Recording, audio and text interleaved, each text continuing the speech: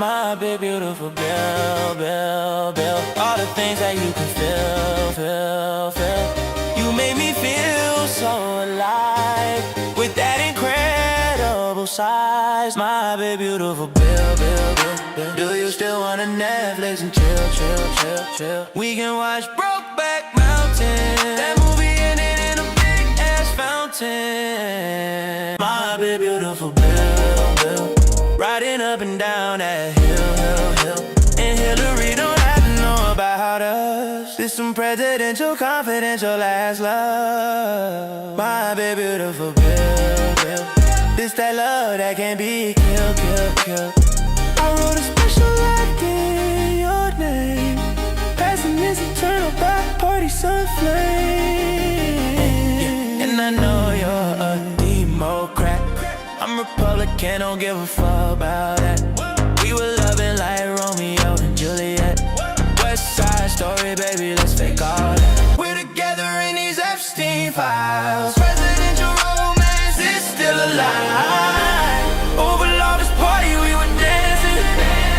They saying boys can't stop advancing. You didn't have sexual relations with that woman. I know I was with you in the White House booming. Secret Service knocking while we were coolin'. Trying to be quiet when that big bill moved in. Killer, it ain't you just feel it ain't suiting. You better always lie me down or we be coolin'. Hey, game stronger than a giraffe, long neck ruling. When you with Dino, you know that thing be drooling.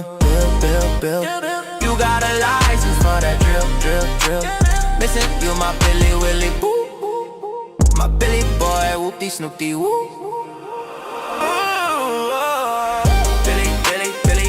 Willie, woo. Whoopty bitty, Snoopy, woo. Billy boy, I think I love you. Whoopty woo, Snoopy Billy boo.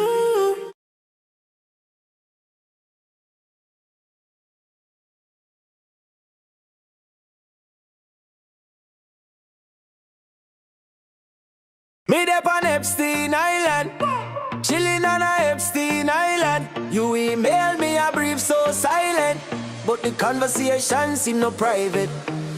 Me up on Epstein Island, chillin' on a Epstein Island. As a young thing give me excitement, hard to keep this secret quiet. The royal boy is here, he be chillin' on the pier. The weather so smooth, so nice, with a light young rum and ice. Say step on the island, no fear, no judgment on the island, it's clear. When Maxwell bring a surprise, we receive the package in a small size. Me up on Epstein Island, chillin' on a Epstein Island. You email me a brief so silent, but the conversation seem no private. Me up on Epstein Island, chillin' on a Epstein Island. Cause a young thing give me excitement, hard to keep this secret quiet. Me see a man in a wheelchair appear, him with a short gal vibing right near. A statesman just come off him flight, with a young thing on him left and right. There's a man a stand up at the gates, him want come in, he can't wait. Him look very smart and wise, foundation boy so nice. Me up on Epstein Island, chillin' on a Epstein Island. You email me a brief so silent, but the conversations in no private. Me up on Epstein Island, chillin' on a Epstein Island. Cause a young thing give me excitement, hard to keep this secret quiet. Mr. Musa call late at night, him want come over, want and invite. Him have no vibes, we no rate till. And Maxwell tell a idiot say the party's done. We laugh cause smart get one STD. Him living too young, wild and free. From one Russian gal, intercourse. His wife no happy, she want divorce. Next day come around, it's safari time. We a enjoy, we self-relax and wine. Jeffrey a drive we round in a the Jeep. Him a chill guy, can't believe them call him a creep. Look how the monkey, them a climb up and jump. Look on them go, them a climb and jump. Epstein Island a the place we be. If you want nature and animosity, me up on Epstein Island, chillin' on a Epstein Island. You so silent, but the conversation seem no private. Me there on Epstein Island, chilling on a Epstein Island, cause a young thing give me excitement. Hard to keep the secret quiet. DJ Marks generated this shit.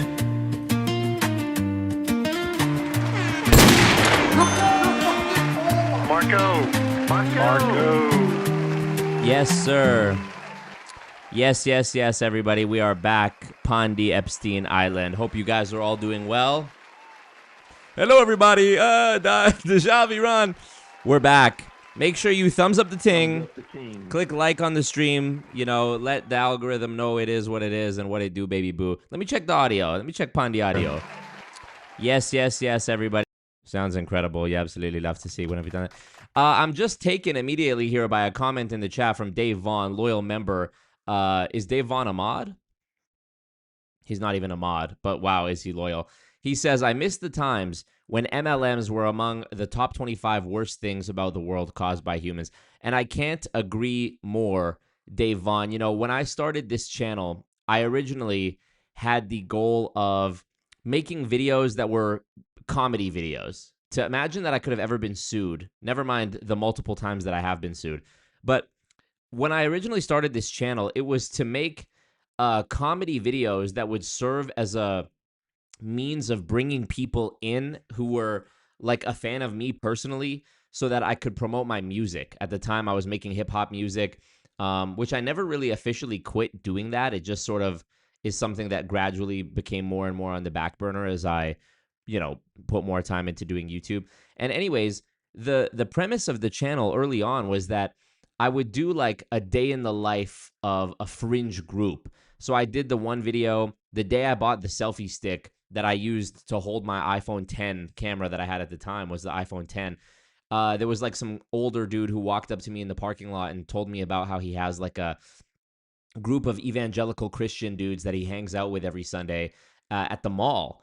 And so that became my first video, was like hanging out with these evangelical dudes. Then I did a video with like a troop of Vikings. Then I did Viking like role play reenactment people that were just at the park one day, and I just ran up on them, and that became a YouTube video. Then there was one where I did it like a ritual with this like guy who claimed to be a Satanist, but it was very just like in his basement type shit. And then I did one walking around asking people what conspiracies they believed in and just riffing. And it was sort of just like, you know, different silly ideas I had. And the fourth idea that I had written on the list was called Join a Pyramid Scheme.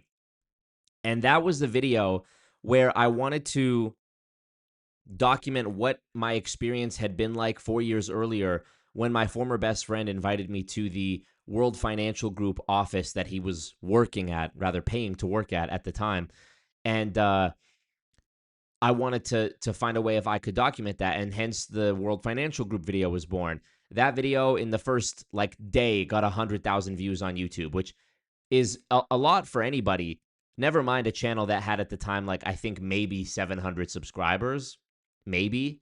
And that really, you know, started everything for me, and I've just been going since then. And I didn't want to get pigeonholed into that niche of MLM.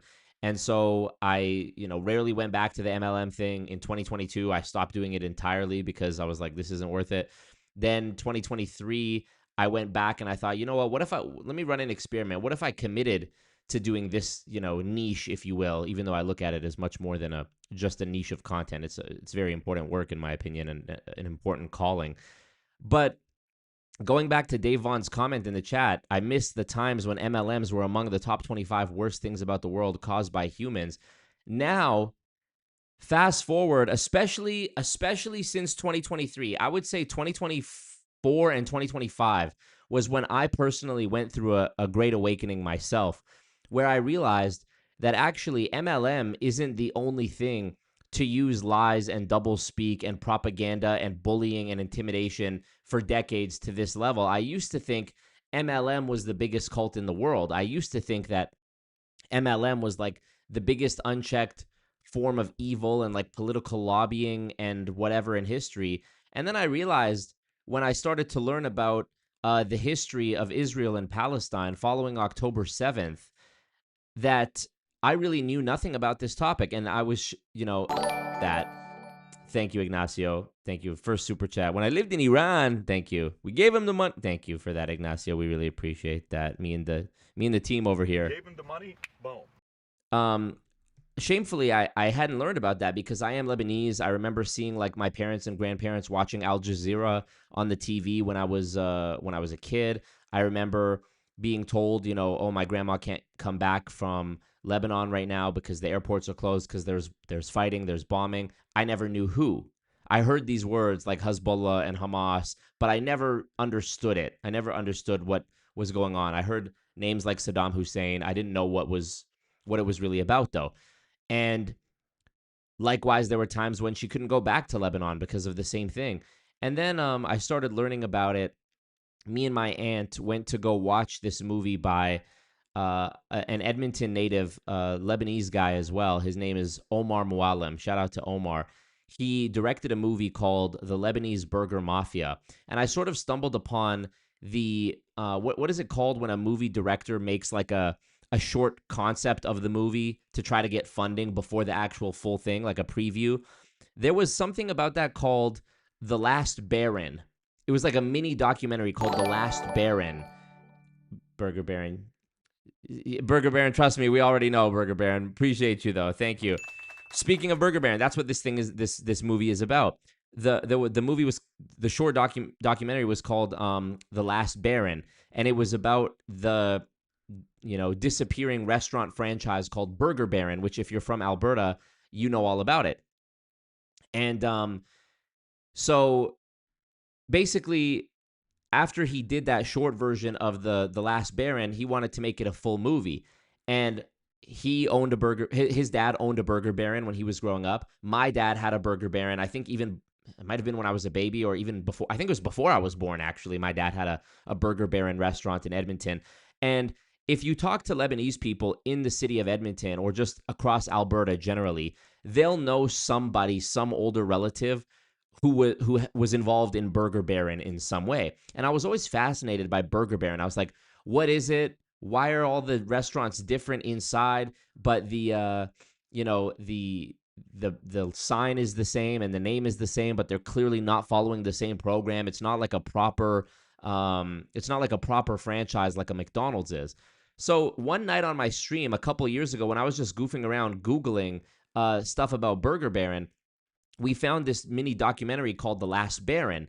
And The Last Baron ended up getting funding and being made into a full documentary, which is on Paramount Plus now. It's called The Lebanese Burger Mafia. And in December of 2023, I went with my aunt to a local theater here in Edmonton, and we saw a screening of it, which had a Q&A afterwards with the director, Omar.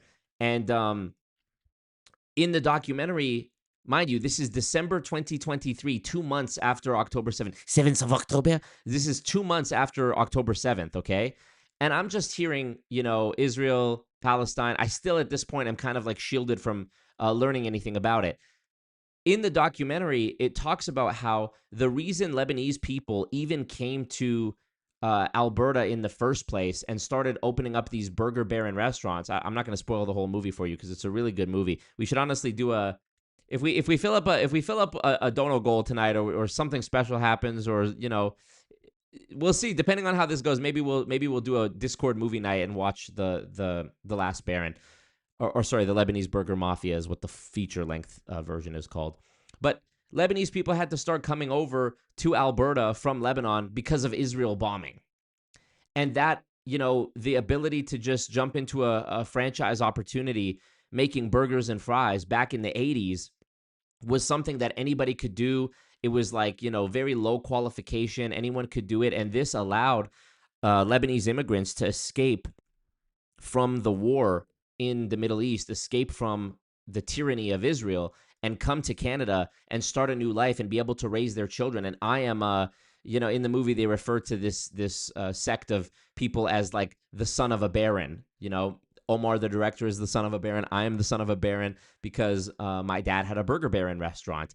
And since then, I realized how close this is to my own lineage, this Middle Eastern thing, I realize how my work with learning about MLMs and educating other people about the doublespeak and the lies and the deception of MLMs lends itself so perfectly to me understanding Israel and its tactics. And like, there's so many parallels where like the Direct Selling Association is the lobbying arm that supports the ambitions of multi-level marketing schemes.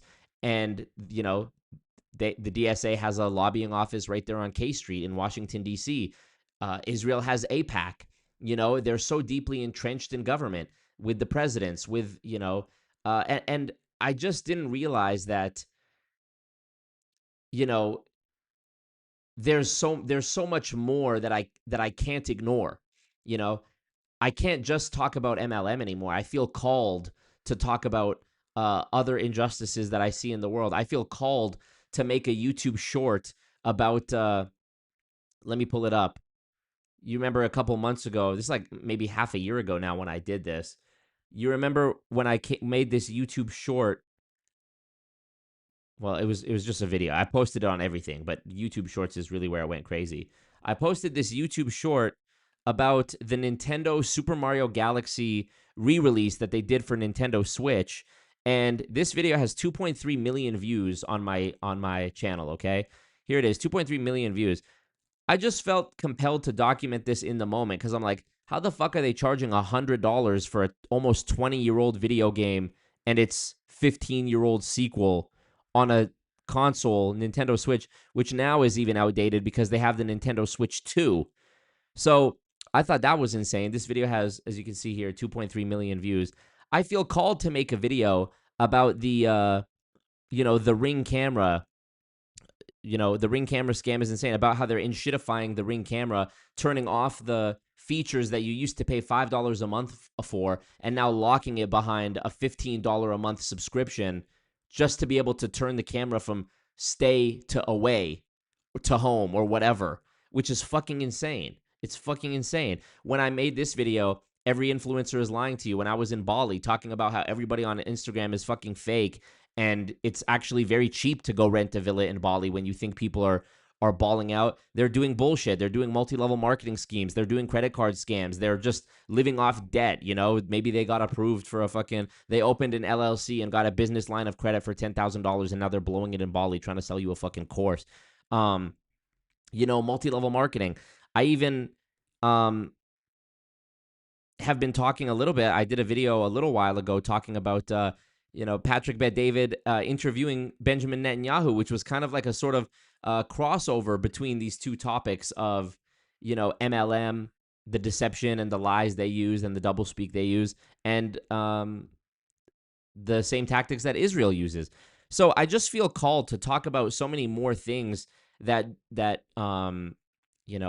I changed the banner of my channel a while ago to say exposing scams and schemes, because I realized as big as multi-level marketing is, it's still too narrow to actually encompass all the shit that we're seeing in the world now. There's just too much. So, thank you, Dave Vaughn, for the comment starting off. Yeah, I miss when MLMs were among the top 25 worst things about the world caused by humans. It's so much bigger than MLM, and often you pull on one, piece of red yarn on the tack board, and you realize it's connected to all these other things. There's like this Christian evangelical right-wing conspiracy theorist pipeline that the MLM people who are like pushing essential oils almost always seem to fall into. It's almost like you believe one element of bullshit, then you believe all the other elements of bullshit. Like, I bet you there's more people who think the earth is flat that are in MLMs than there are in any other sort of like group that isn't specifically the flat earth community, if that makes sense. And the fucked up thing is where the lines get blurred and people are unable to distinguish reality from conspiracy theory is when a lot of the conspiracy theories turn out to be true. There was a fucking pedophile island where a Jewish billionaire was bringing people to get blackmail on them, and interesting. So we have a lot to talk about today. I have a lot of different clips pulled up for us to react to. We've got Bill Clinton, his statement. He did not have sexual relations with that woman. We've got Patrick Bet-David and his thoughts on the Ayatollah of Iran being killed, apparently, in the World War III that lasted one day. Trump's declaration of whatever. You know, I vowed to never get into politics when I started this channel, but it's just, you know, it's just impossible to not be political, it feels like. Sorry, I know I'm lagging right now. Bear with me. It'll slide. It's because I have too many. I think it's because I have too many tabs open. Bear with me. Alex FPV in the chat says, the Jim Carrey thing is crazy. The way he couldn't make a face at the end of the interview besides the look. Yeah, the Jim Carrey thing too really is unsettling because, anyways, we're going to talk about all of it. Dev 2 Slick says, this is so far the most eventful year of all time. So true. The Shah of Iran. Yep. What is PBD going to do now? Seance for Reza Pahlavi. Bring back the Shah. Yeah, he can talk about the Shah. Yeah. Thumbs up the ting. You know, Streamlabs link in the chat if you want to support. You know, big things coming up in my, you know, various lawsuits that I'm dealing with. I had a meeting with my lawyer yesterday. Yeah, the stress is through the roof. You love to see it. Burger Baron was not a pyramid scheme, but it was sort of it was certainly an endless chain. It wasn't a pyramid scheme necessarily, but very interesting piece of lore. Rick Reviews, what up? Long time no see, Rick Reviews. Let's see. Rob, if you can find this. I've never been more willing to accept some moon landings were faked. Thank you, Alex. What up, Happiness Handmade KC? Lisa. Specs says, I would draft you on purpose, Marco. Thank you, Specs. Hey, Specs. Glow says, Marco looking cute as always. Thank you. I was at the barber day before yesterday because I had to get crispy. You know, 2026 has felt way too long already. Honestly, I'm about to turn 30 in 2 weeks. March 15th. 30 fucking years old. And I have never felt more like out of control of not only my life, but like my future. I've never felt that. I never pictured when I was 20, when I was 10, when I was 25, that things would feel so like fucked and tumultuous and like, what am I going to do? You know? And I'm not even, and you know what's crazy is I know that there's this like, everybody has imposter syndrome. Everybody thinks that everyone else in their age is doing better than them or whatever. And I'm objectively not doing worse than a lot of people my age. I recognize that. Like, I'm in a very blessed position where I've been a YouTuber for the last, like, 6 years, almost 7 years. And I'm sure there are a lot of people who would look at my situation and say that they wish they had my circumstances. Don't get me wrong. I'm not unaware or ungrateful of that. And despite that, I mean, this is just going to galvanize my point. And despite that, I feel like, you know, we're fucked. We're fucked. Okay, so I don't even know where to start, so let's just start with something. I want to talk about, oh, fuck.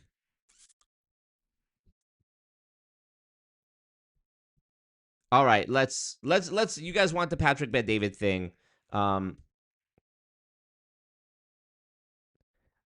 Let's look at that. Let's look at it. Oh, fuck. When I say something that even sounds remotely like a Patrick Bet-David-ism, I'm like, oh, fuck, they got me.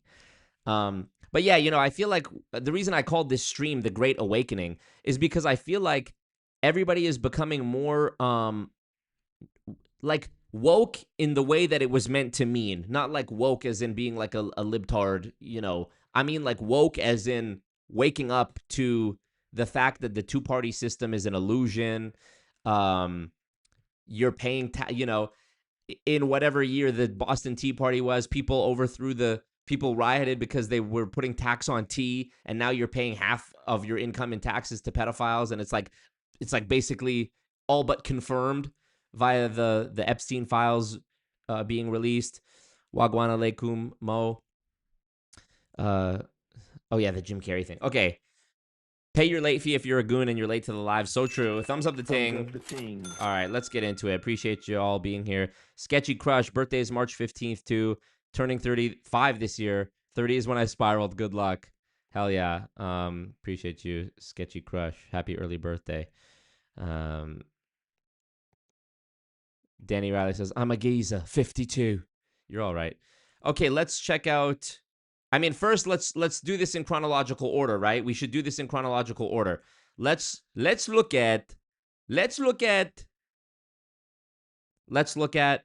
first Trump's announcement, and then we'll get into Patrick Bet-David's thoughts on it. How about that? Here we go.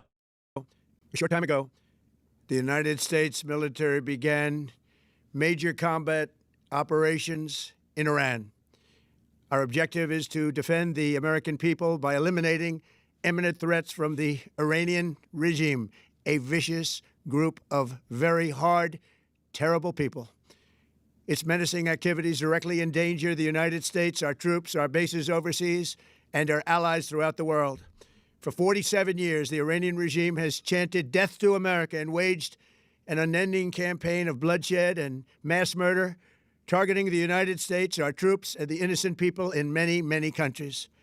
Among the regime's very first acts was to back a violent takeover of the U.S. Embassy in Tehran, holding dozens of American hostages for 444 days. In 1983, Iran's proxies carried out the Marine barracks bombing in Beirut that killed 241 American military personnel. In 2000, they knew and were probably involved with the attack on the USS Cole. Many died. Iranian forces killed and maimed hundreds of American service members in Iraq. The regime's proxies have continued to launch countless attacks against American forces stationed in the Middle East in recent years, as well as U.S. naval and commercial vessels in international shipping lanes. It's been mass terror, and we're not going to put up with it any longer. From Lebanon to Yemen and Syria to Iraq, the regime has armed, trained, and funded terrorist militias that have soaked the earth with blood and guts. And it was Iran's proxy, Hamas, that launched the monstrous October 7th attacks on Israel, slaughtering more than 1,000 innocent people, including 46 Americans, while taking 12 of our citizens hostage. It was brutal, something like the world has never seen before. Iran is the world's #1 state sponsor of terror and just recently killed tens of thousands of its own citizens on the street as they protested. It has always been the policy of the United States, in particular my administration, that this terrorist regime can never have a nuclear weapon. I'll say it again. They can never have a nuclear weapon. Never mind the fact that Netanyahu, they have that video compilation where he's been saying that Iran is two weeks away from having a nuclear weapon for like 30 years. That is why in Operation Midnight Hammer last June, we obliterated the regime's nuclear program at Fordow, Natanz, and Isfahan. After that attack, we warned them never to resume their malicious pursuit of nuclear weapons, and we sought repeatedly to make a deal. We tried. They wanted to do it. They didn't want to do it. Again, they wanted to do it. They didn't want to do it. They didn't know what was happening. They just wanted to practice evil. But Iran refused, just as it has for decades and decades. They've rejected every opportunity to renounce their nuclear ambitions, and we can't take it anymore. Instead, they attempted to rebuild their nuclear program and to continue developing long-range missiles that can now threaten our very good friends and allies in Europe, our troops stationed overseas, and could soon reach the American homeland. Just imagine how emboldened this regime would be if they ever had and actually were armed with nuclear weapons as a means to deliver their message. For these reasons, the United States military is undertaking a massive and ongoing operation to prevent this very wicked, radical dictatorship from threatening America and our core national security interests.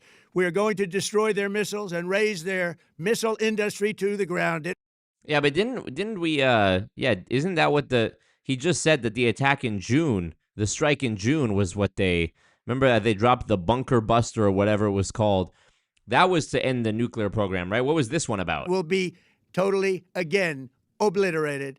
We're going to annihilate their Navy. We're going to ensure that the region's terrorist proxies can no longer destabilize the region or the world and attack our forces and no longer use their IEDs or roadside bombs, as they are sometimes called, to so gravely wound and kill thousands and thousands of people. Big Yahoo, one step closer to global domination as he walks the dog of the United States to do his bidding yet again. You know, Just absolutely fucking mind-blowing. including many Americans, and we will ensure that Iran does not obtain a nuclear weapon. It's a very simple message. They will never have a nuclear weapon. This regime will soon learn that no one should challenge the strength and might of the United States Armed Forces. I built and rebuilt our military in my first administration, and there is no military on earth even close to its power, strength, or sophistication. My administration has taken every possible step to minimize the risk to Literally imagine if you were born in a non-English speaking country, how you would look at the United States as evil. It's like comical. It's literally comical at how much resentment you would have. You know, if you've ever been to one of these places that have been ravaged by United States Israel proxy war, you just, it's easy for me to see as a Canadian. We share a border with the United States. We're an allied country, supposedly, with the United States. And I think that the United States is fucking evil. Never mind last February when I spent the entire month of February of 2025 in Vietnam. And you see how they're still sort of recovering from the French and the Americans' interference. When I went to Lebanon when I was 14, and it's like, I don't know. I saw a meme today that was like, I don't remember any Iranians calling me a goy, calling us goyim. Yeah, true. Isn't that interesting that in Islam they revere Jesus Christ as a prophet, right? He's a prophet, but the prophet Muhammad is like their number one guy, right? But they revere Jesus. Whereas we have this term Judeo-Christian philosophy. Growing up, I was in first grade when 9/11 happened, and you got like the most like Islamophobia and Arabophobia. Like every war movie after that, the villain was like Muhammad something or Omar or some Arab name. It was just the easy low-hanging fruit. Like me and my cousin Gabby, who's a bit older than me, will tell you, like the Osama jokes, the terrorist jokes. It was just endless. Even I've talked about this before. Even like Iron Man 1, when the 10 Rings kidnap Iron Man in the desert, they're like a bunch of Arabs, and then all of a sudden in Shang-Chi, they're Chinese. Because when Shang-Chi came out, who was the big foreign threat supposedly spying on us? China. Spoiler alert, China wasn't the big boogeyman we had to worry about. It wasn't the Muslims, it wasn't the Arabs. So I think that's just interesting that people are hip to that now. But in Judaism, their belief is that Jesus Christ was sort of a charlatan and that he's burning in hell in human excrement, and they spit on Christians in Israel. But we're supposed to believe that there is this synergy between Christianity and Judaism, Judeo-Christian values, when they literally hate Christians. They literally hate Jesus. And the Muslims are the ones who we're supposed to be afraid of as a Western, mostly Christian society. I went to Catholic school growing up. I was baptized as a kid. I'm not a practicing religious person of any faith now, but I just thought that was very interesting, that there was so much, the movies and our media taught us to be scared of the Arab-speaking world and of Islam as a religion, and taught us to feel bad for Israel, feel bad for the Jews. Like, why did I watch Schindler's List in school? Why did we watch The Boy in the Striped Pajamas? Why did we have a whole curriculum about World War II? And by the way, I'm in Canada. It's illegal to even minimize these events. So let me just say for the record, I'm not doing that, okay? What I am saying is, as a matter of opinion, is even if we take all the information to be true, all of the stories that have been by others questioned or contested or disproven allegedly as being like false stories or exaggerated numbers or whatever, I'm not saying any of those things. Even if all of it is true, I don't care. Clip me. I don't care. I don't care about that which happened so long ago, especially when it's being used to continue to justify horrors of an even greater magnitude today that have been going on for decades. You know, Canada can talk trash when you beat us in hockey. No shit, right? Thank you, Burger Baron. Me mom served in, yeah. So it's just, Marco, did you experience racism growing up? Of course I did. Of course I did. Which sucks because I didn't deserve it. And it was just by virtue of looking the way I looked and the time I was born. Grade 1, 9/11 happens, grade 1. I mean, I was set up. It was a complete setup. So, you know, this is probably the biggest awakening, is that people realize the program overall was a lie. You know, also another funny sort of Venn diagram between Islam and Judaism is, in Islam, you've heard people say salam alaikum, alaikum salam. They say it as a greeting to each other, peace be upon you. In Hebrew, they say shalom alaikum. It's the same thing. So it's just interesting.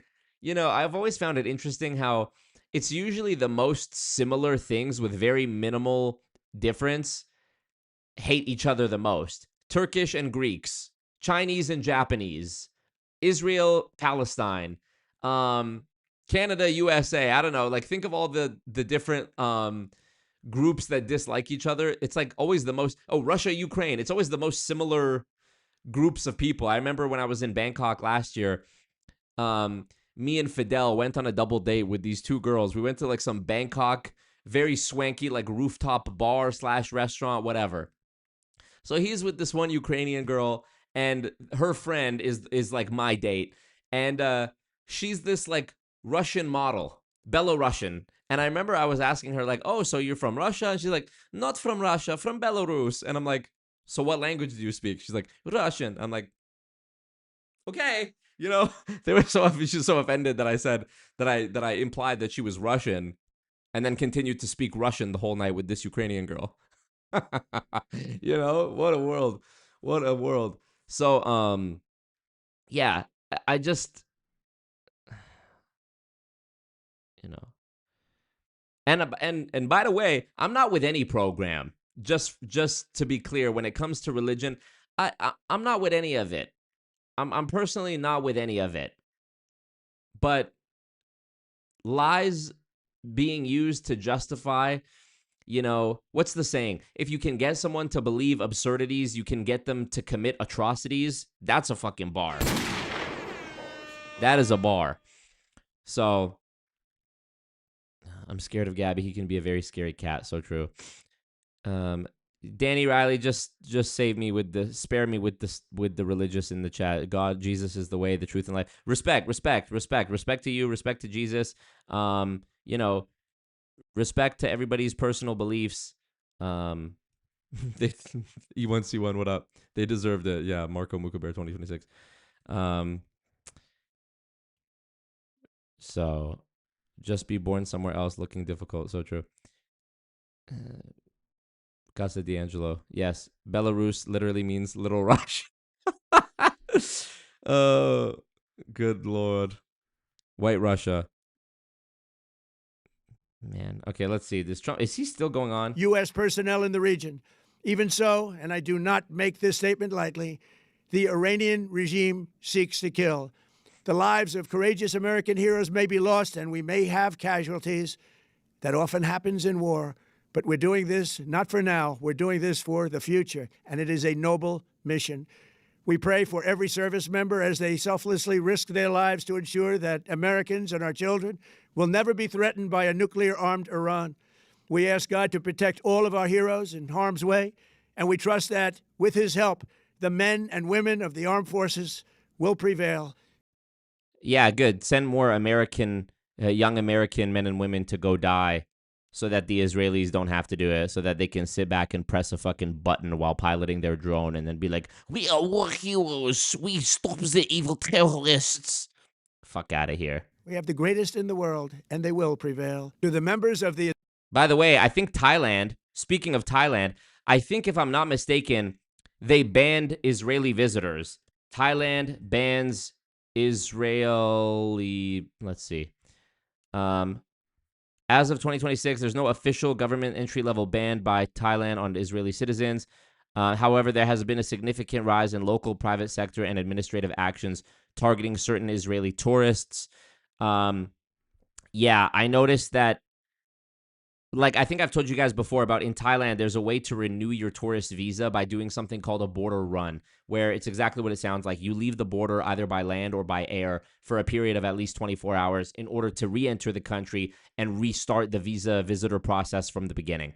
So one time I did this, I've done it twice, but the one time I did it, you see like on the WhatsApp group before you go show up to get in the van, you can see like how much it costs depending on where your passport is from. And I don't know why this is. I'm guessing there's different fees associated with different passports. But if I'm not mistaken, Israel was one of the ones that was like, we don't serve Israelis. There's also this video. So many people have sent me this video. Thai restaurant owner Doesn't exist. didn't want to serve Tel Aviv. No, hold on. It's a different one I'm thinking of. There's a different video where like the guy has a sign that says no Israeli tourist. Yeah, this one, no Israel. Because there was that video that went viral of some Israeli girl demeaning a Thai member of staff at like a restaurant, being like, "My money, build your country." And it's so fucking rude. And I that makes me so angry because Thai people are literally the nicest people in the world. It's literally called the land of smiles, you know? And everybody there genuinely is so nice. And I just hate to see that, especially when they're all about, you know, like saving face and, you know, politeness and service. To see people being rude and demeaning to them is so fucking horrible. But hey, you know, I don't even blame the Israelis who act like that, because if you grew up from the time you were a little kid being told that you were special and chosen by God and better than everyone else and that everyone else was human cattle, you'd probably be the same way too. So how can I even blame them? You know, you'd have a fucking superiority complex too. You know? Oh, where'd I go? Rob, there we go. Inspiration, there's no U.S. boots on the ground. Go back to making PBD videos. Go fuck yourself. How about that? Inspiration 7043. Yeah, that's all I got. Being a YouTuber is easy. Oh, but what if people judge me? Just say fuck them. Just say fuck you and block them and keep moving. You know, chill. Doesn't matter. I'm never going to think about it. Do you think I'm going to be laying in bed tonight being like, but Inspiration 7043 said, okay, is Trump finished? Oh, God, let's just finish this for God's sakes. I didn't say there was boots on the ground. Islamic Revolutionary Guard, the armed forces, and all of the police, I say tonight that you must lay down your weapons and have complete immunity, or, in the alternative, face certain death. So, lay down your arms, you will be treated fairly with total immunity, or you will face certain death. Finally, to the great proud people of Iran, I say tonight that the hour of your freedom is at hand. Stay sheltered, don't leave your home. It's very dangerous outside. Bombs will be dropping everywhere. When we are finished, take over your government. It will be yours to take. This will be probably your only chance for generations. Yay, destabilizing a foreign government. Yay. For many years, you have asked for America's help, but you never got it. No president was willing to do what I am willing to do tonight. Now you have a president who is giving you what you want. So let's see how you respond. America is backing you with overwhelming strength and devastating force. Now is the time to seize control of your destiny and to unleash the prosperous and glorious future that is close within your reach. This is the moment for action. Do not let it pass. May God bless the brave men and women of America's armed forces. May God bless the United States of America. May God bless you all. Thank you. Bombaklat. Okay, let's see what Patrick Bet-David had to say about it, everybody. Okay, so the Shah of Iran, the Ayatollah is dead, okay? That's number one. Let's see this. For fuck's sake. Leader of Iran, Ali Khamenei, is officially dead. They killed him. They found his body. Reports came in. Let me tell you why this is big. This is not killing a president. This is not killing a prime minister. This is not killing a king. You're killing the supreme leader of a religion. This is number 2 to God. They killed. And by the way, the last time the supreme leader was alive, I was in Iran. It was June 3rd, 89 when he died. Khomeini, I was in fifth grade at a school called Gulbenkian, and it was chaotic in Iran because their hero died. This guy didn't die. They killed him. By the way, according to reports, 81% of Iranians hate this regime and they want it to be changed. Not 61%, not 51%, not 31%. Nearly 81% want this person to be gone, and he's gone. So what happens next? Trump killed Qasem Soleimani, reputation. Now he kills the supreme leader, combined with a couple different countries. How many people are on IRGC side? How many countries? Maybe a handful? Who's supporting them? Who? You don't think people are sitting there saying, well, about 180 countries are against you. Why? Because how many countries go around the world saying death upon America, death upon America, death upon infidels? Who says that? You don't think the president and his team wanted to negotiate with you guys to say, just say you're never going to have nuclear weapons? No, just for 3 years so you can be out and then we can get another Biden in and we can go out there and do all that stuff. So what about Israel's nuclear weapons? So the semi-god, but at the same time, 81% hate. Make it make sense. Yeah, I mean, what about Israel's nuclear weapons? Didn't Alan Dershowitz, don't sue me, Alan Dershowitz, I'm asking, I'm not stating this as a fact. I don't know. I remember I heard or read this somewhere. But I think I remember reading something about Alan Dershowitz representing an Israeli spy who took enriched uranium back to Israel, and like he got off because Alan Dershowitz was his lawyer. And I mean, we know Israel has nukes, right? So look, whether you're not happy about this because you're an anti-war person, which I totally get. No one wants war. I lived there as a kid. I saw people dying and no one wants that. It was the most anxiety, panic as a little boy. Nobody should experience that.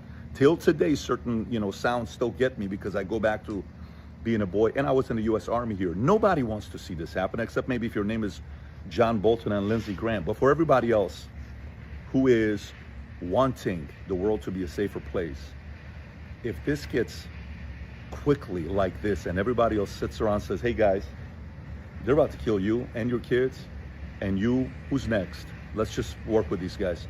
What do you want to do? Guys, we're done. Surrender. Put the flag. We're done, guys. What do you want to do next? Let's make it work. Let your people go elect somebody they want as their president, whoever it is. Let's go back to having good diplomacy. Let's stop being the agent of chaos in the Middle East, and let's make it a safer place. So, very interesting day for me because I'll never forget June 3rd. How can I make this about me? 89. Never. I was 10 years old. Rob, ChatGPT, how I can make this about me for a country that I haven't been to in close to 50 years, 40 years, and I barely spent any time in my life there to begin with. About to be 11. So a great day for a lot of people that feel liberated, and none of this would have happened without President Trump. Many presidents have talked a big game. None of them had the brass to make the decision.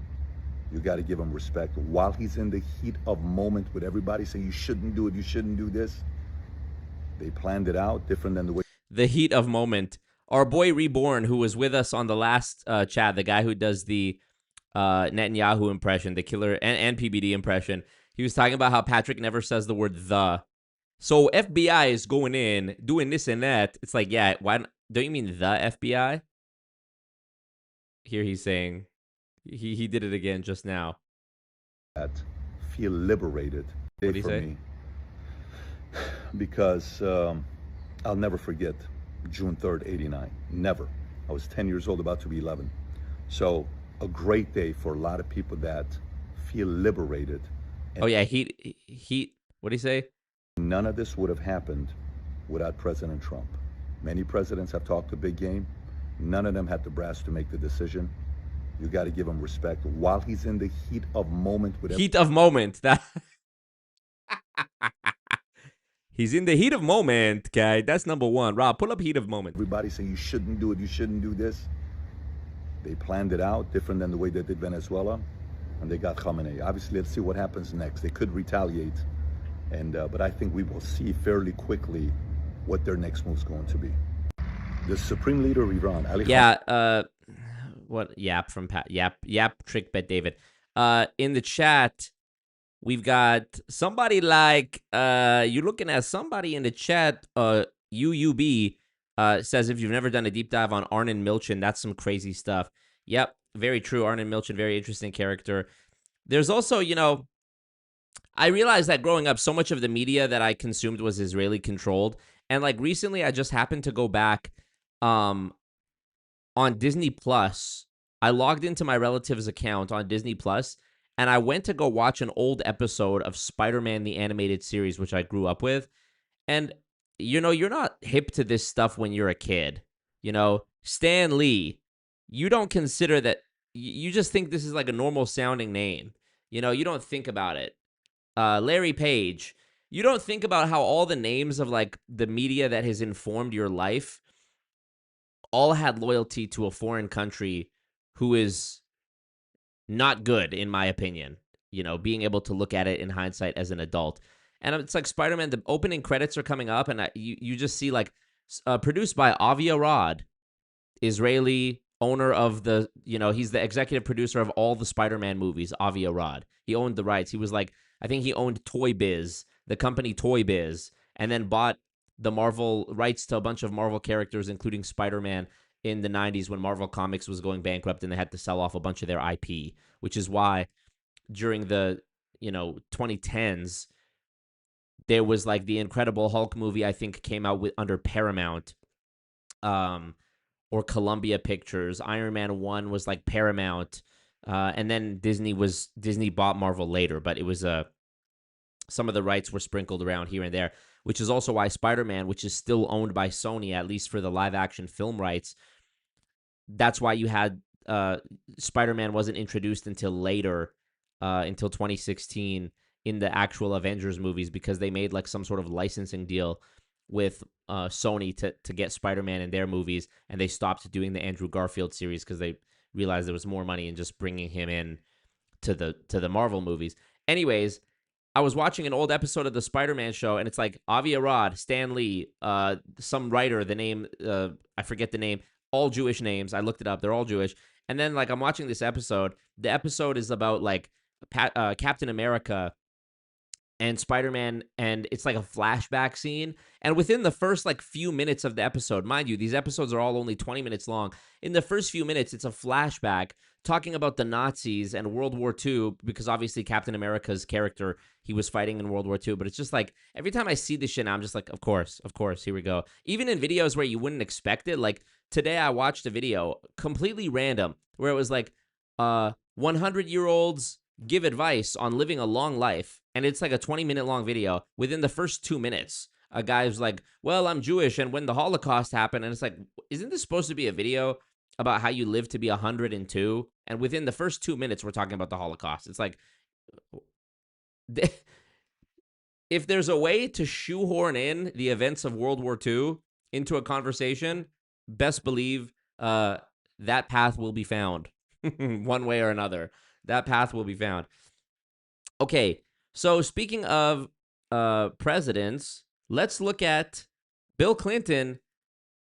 He apparently did finally testify. Somebody in the chat, correct me if I'm wrong about this, but didn't Bill Clinton initially refuse to be questioned, and now he's agreed to be questioned, and we don't have the video yet, but he released like a written public like press release and did a video talking about, you know, I guess getting ahead of whatever the video is going to show. So let's see. Don't you feel bad for Rob pulling up all these ChatGPT Iranian stats in the coming weeks that nobody cares about yet? At the end, he says $5 off Future Looks Bright shoes. Good old Pat. 2 wrongs make me a numbers guy. Bet David. Yep. But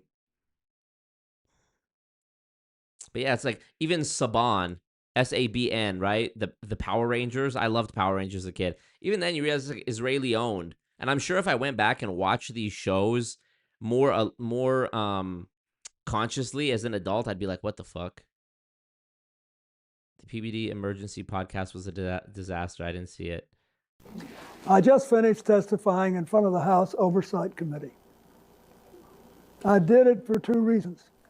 First, I love my country, including our Constitution. And America was built on the idea that no person is above the law, even presidents, especially presidents, and that we should all live under the same set of rules. This kind of democracy requires every person to play their part. And I hope that by being there today, we can bring ourselves just a little further away from the brink and back to being a country where we can disagree civilly and we can search for truth and justice, and that it outweighs the partisan urge to score points and create spectacle. The second reason I was there is that the girls and women whose lives Jeffrey Epstein destroyed deserve not just justice, but healing. They've been waiting too long. I just Googled it. He's only 79 years old. There's no fucking way this guy's 79. He looks and sounds worse than the 102, 103, 107-year-olds in the video I was talking about a moment ago that I watched earlier today. Long for both. Though my brief acquaintance with Epstein ended years before his crimes came to light, and though I never witnessed during our limited interactions any indication with what was truly going on. Notice the minimization happening already. Our limited brief acquaintances, limited interactions. I did not have sexual relations with that woman. Witnessed during our limited interaction. This is like the Bill Gates thing when Bill Gates was like, I didn't know Jeffrey Epstein. He was a bad guy. I stopped being friends with him. Why did you stop being friends with him if you didn't know what he was doing? It can't be both. It can't be that you didn't know what he was doing and I stopped being friends with him. What's the guy who's in the White House? The guy who said he had never been to the island, and then he said, "Oh, I had been to the." No, he said he had only ever met Epstein once because he was his next door neighbor, and him and his wife got the creeps, and they never dealt with him ever again. But then it turned out later that he was on his island. What's the name of that guy?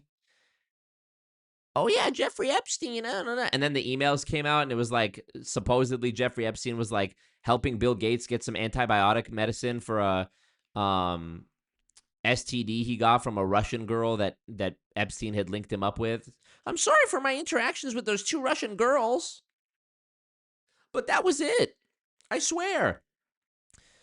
You know, that's a common strategy too. I'm not saying Bill Gates is doing this. Oh yeah, Lutnick, Howard Lutnick. Is Howard Lutnick Jewish? Let me Google that. Howard Lutnick, Wikipedia. Let's see real quick. Not that this matters, but what a coincidence it would be. Early life, Jewish. Lutnick is of Jewish descent. Okay, interesting. I'm not making any. I'm not saying that correlation. I'm just saying correlation, not causation. Okay, that's all I'm saying. But yeah, Bill Gates. What's the strategy? The psychological thing. It's like a reverse psychology where it's like you admit to a small truth to cover up a big lie. You know, if you admit to the 2 girls, people will be like, "Oh, he's taking accountability, so surely he's not lying about the rest of it because he's admitting to the 2 girls." But it's like you're admitting to what you got caught too. You know, it's like one time I remember, you know that Howard Nutlick got him. There's you know that show, I'm John Quinones with What Would You Do? And there was one where it's like they set up a scenario where like the cashier is taking money out of the till, and they say like, she says, "Oh, I've never done this before. It was my first time, I promise." But like you have to fire them because you don't know, and you have to assume they've done it before. Anyways, you gotta love that of all the men who were supposedly involved in this trafficking and committed to this abuse of like. Implicated in this abuse of young girls and young women, that the only person in jail is fucking Ghislaine Maxwell. Any indication with what was truly going on. I offered the little I do know in the hopes that it would help prevent anything like this from ever happening again. Right. I also have to say something personal. Republicans made Hillary testify yesterday, and she had nothing to do with Jeffrey Epstein. Republicans did it. I like how a moment ago he was saying like, let's not try to score points and be bipartisan, and Republicans. Nothing. She has no memory of ever even meeting him. She neither traveled with him nor visited any of his properties. So whether 10 people or 10,000 people were subpoenaed, including her, was simply. Is that true? Did anybody remember there was the whole scandal like 10 years ago of Hillary deleting like 30,000 emails? Are any of those emails like they were deleted on her side, but that doesn't mean necessarily that they were deleted from the recipients or the senders, right? So has anyone searched like Hillary to or from Hillary Clinton in the Epstein email leak or email release? because maybe some of those deleted emails exist on other people's devices. Not right. So here's what I told the committee. Yub G, stop complaining about Ghislaine Maxwell only being in a minimum security prison. The Dow is over 50,000. Don't you guys care about the economy? That's what we should really be talking about here. First, I had no idea of the crimes Epstein was committing. No matter how many photos they show of me, I have two things that at the end of the day matter far more than any interpretation of 20-year-old photos. More minimizing language. They were 20 years old. They're ancient history. It happened 100 years ago. Bill Clinton, I did not. Here, we're going to watch this after and compare. I know what I saw, and more importantly, what I didn't see. And I know what I did, and more importantly, what I didn't do. And I did not have sexual relations with that woman. I saw nothing and I did nothing. Ghislaine was Chelsea Clinton's maid of honor. I don't know if that's true, but I did see a photo of Ghislaine in like the aisle at, like, she was definitely an attendant at Chelsea Clinton's wedding. Wrong. As someone who grew up in a home with domestic violence, not only would I not have flown on his plane if I had any inkling of what he was doing, I would have turned him in myself and led the call for justice for his crimes, not the sweetheart deal that we got. Sorry, Bill, but you're the boy who cried, I never did anything wrong. How could we believe you when, you know, in like one of the biggest scandals in human history, probably largely because there was no internet back then. I mean, that would be not such crazy news if it happened today. But like the Monica Lewinsky thing, you know? But even with 20/20 hindsight, I saw nothing that ever gave me real pause. We're only here today because Epstein hid it from everyone so well for so long. And by the time it came to light with his 2008 guilty plea, I had long stopped associating with it. Makes you wonder why. I've heard this from a couple people now, I feel like, where they say, by the time it even was found out that he was doing all these bad things, I hadn't been talking to him for a long time. And it's like, well, why had you not been talking to him for a long time already by that point? When the video of my testimony today is released, I hope it will motivate everyone to go in front of Congress to say what they know. I hope it will motivate the Justice Department to finally release all the files and to ensure that this never happens again. The survivors deserve that. Thank you, Bill. A true feminist, if we've ever seen one. Let's read these comments. Forget your party, follow the truth. 90s nostalgia folks here. Guess he didn't have sexual relations. He already told us that. Is it 98? Am I 16 again? I've heard this before. Bro released the sequel. Oh my God, deja vu. I know I lied before, but you can trust me now. Goodness gracious. Let's watch his original apology.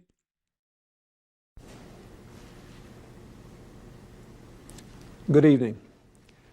This afternoon in this room, from this chair, I testified before the Office of Independent Counsel and the grand jury. I answered their questions truthfully, including questions about my private life, questions no American citizen would ever want to answer. Still, I must take complete responsibility for all my actions, both public and private. And that is why I'm speaking to you tonight. As you know, in a deposition Oh, this is his apology from the Monica Lewinsky thing. in January, I was asked questions about my relationship with Monica Lewinsky.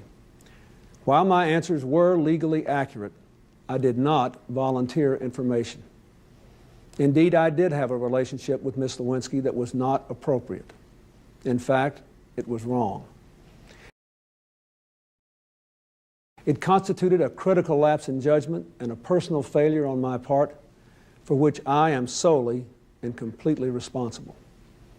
But I told the grand jury today, and I say to you now, that at no time did I ask anyone to lie, to hide or destroy evidence, or to take any other unlawful action. I know that my public comments and my silence about this matter gave a false impression. I misled people, including even my wife. I deeply regret that. Right. I can only tell you I was motivated by many factors. First, by a desire to protect myself from the embarrassment of my own conduct. Right on. I was also very concerned about protecting my family.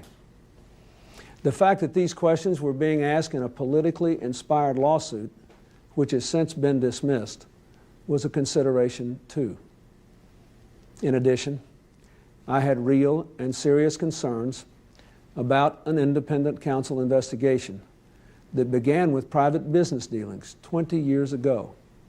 Dealings, I might add, about which an independent federal agency found no evidence of any wrongdoing by me or my wife over 2 years ago. The independent counsel investigation moved on to my staff and friends, then into my private life, and now the investigation itself is under investigation. This has gone on too long, cost too much, and hurt too many innocent people. Now this matter is between me, the two people I love most, my wife and our daughter, and our God. I must put it right, and I am prepared to do whatever it takes to do so. Nothing is more important to me personally, but it is private, and I intend to reclaim my family life for my family. It's nobody's business but ours. Even presidents have private lives. It is time to stop the pursuit of personal destruction and the prying into private lives and get on with our national life. Our country has been distracted by this matter for too long, and I take my responsibility for my part in all of this. That is all I can do. Now it is time, in fact, it is past time to move on. We have important work to do, real opportunities to seize, real problems to solve, real security matters to face. And so tonight, I ask you to turn away from the spectacle of the past 7 months, to repair the fabric of our national discourse, and to return our attention to all the...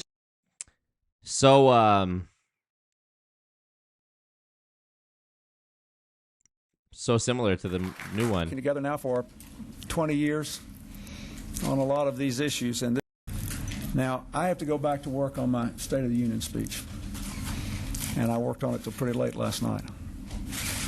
But I want to say one thing to the American people. I want you to listen to me. I'm going to say this again. I did not have sexual relations with that woman, Miss Lewinsky. I never told anybody to lie, not a single time, never. These allegations are false, and I need to go back to work for the American people. Thank you.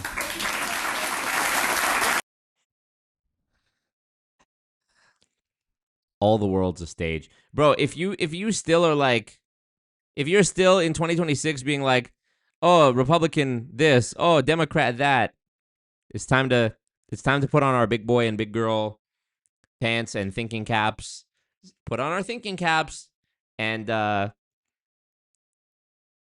realize that these are two wings of the same bird. Okay, next, moving on to, I guess we'll talk about this Jim Carrey thing. I have some more stuff I want to talk about after this. This Jim Carrey thing is so wild to me. I've been watching Jim Carrey since I was a little kid, like I'm sure most of you have as well. And the first instance of me seeing Jim Carrey, I believe, was the movie Batman Forever, where Jim Carrey played the Riddler.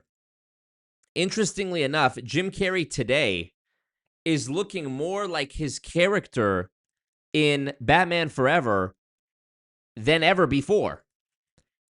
Here, this video came out of Jim Carrey at some fucking award show I've never heard of, the César Awards. Let's watch. De faire une ovation à la... Who is this? Un des plus grands acteurs du monde, Monsieur Jim Carrey. He looks like Jim Carrey drowned.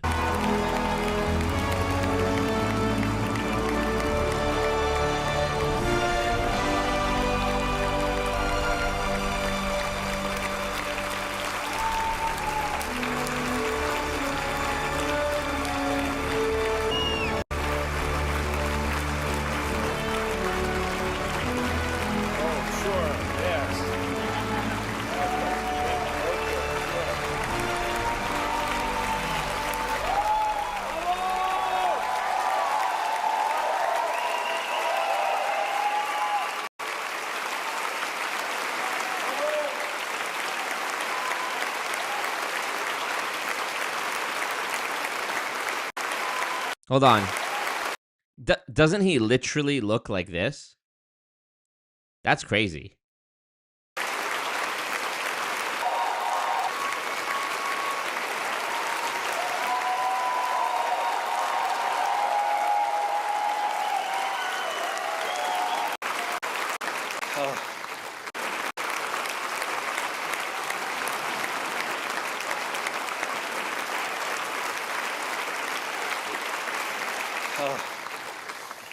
Bonsoir. Merci beaucoup. And to debut your new face at this, like, you know, sort of what's the word? What's the, like, you know, it's sort of like a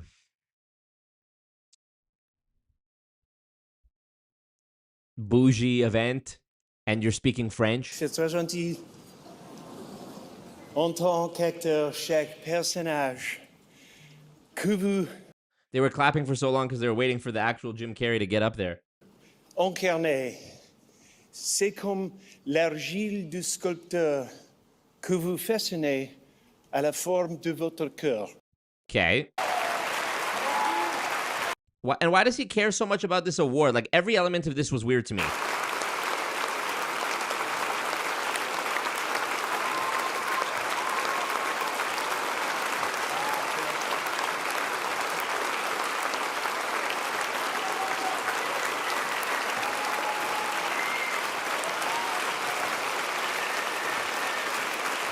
Okay, here's why I think this is weird. Jim Carrey 1 year ago. Anything in this industry. I hate all of you. As a matter of fact, fuck you too. All of this is pointless. I hate awards. Nobody here has a soul. Yeah. You know, I couldn't be happier. I love everyone here, and I love Hollywood. If I didn't, I'd be dead and soulless. Yeah, I can't stand anything in this industry. I hate all of you. As a matter of This comment, Mossad is listening. The Great Noticing? Never heard of that. Mossad is listening. Y'all really think Jim Carrey's the kind of guy to get Botox? Yeah, this is why it seems weird, because I'm going to show you the video. Okay, let's watch what he was like at that event, okay? Bonjour, how are you? Oh, it's a wonderful feeling.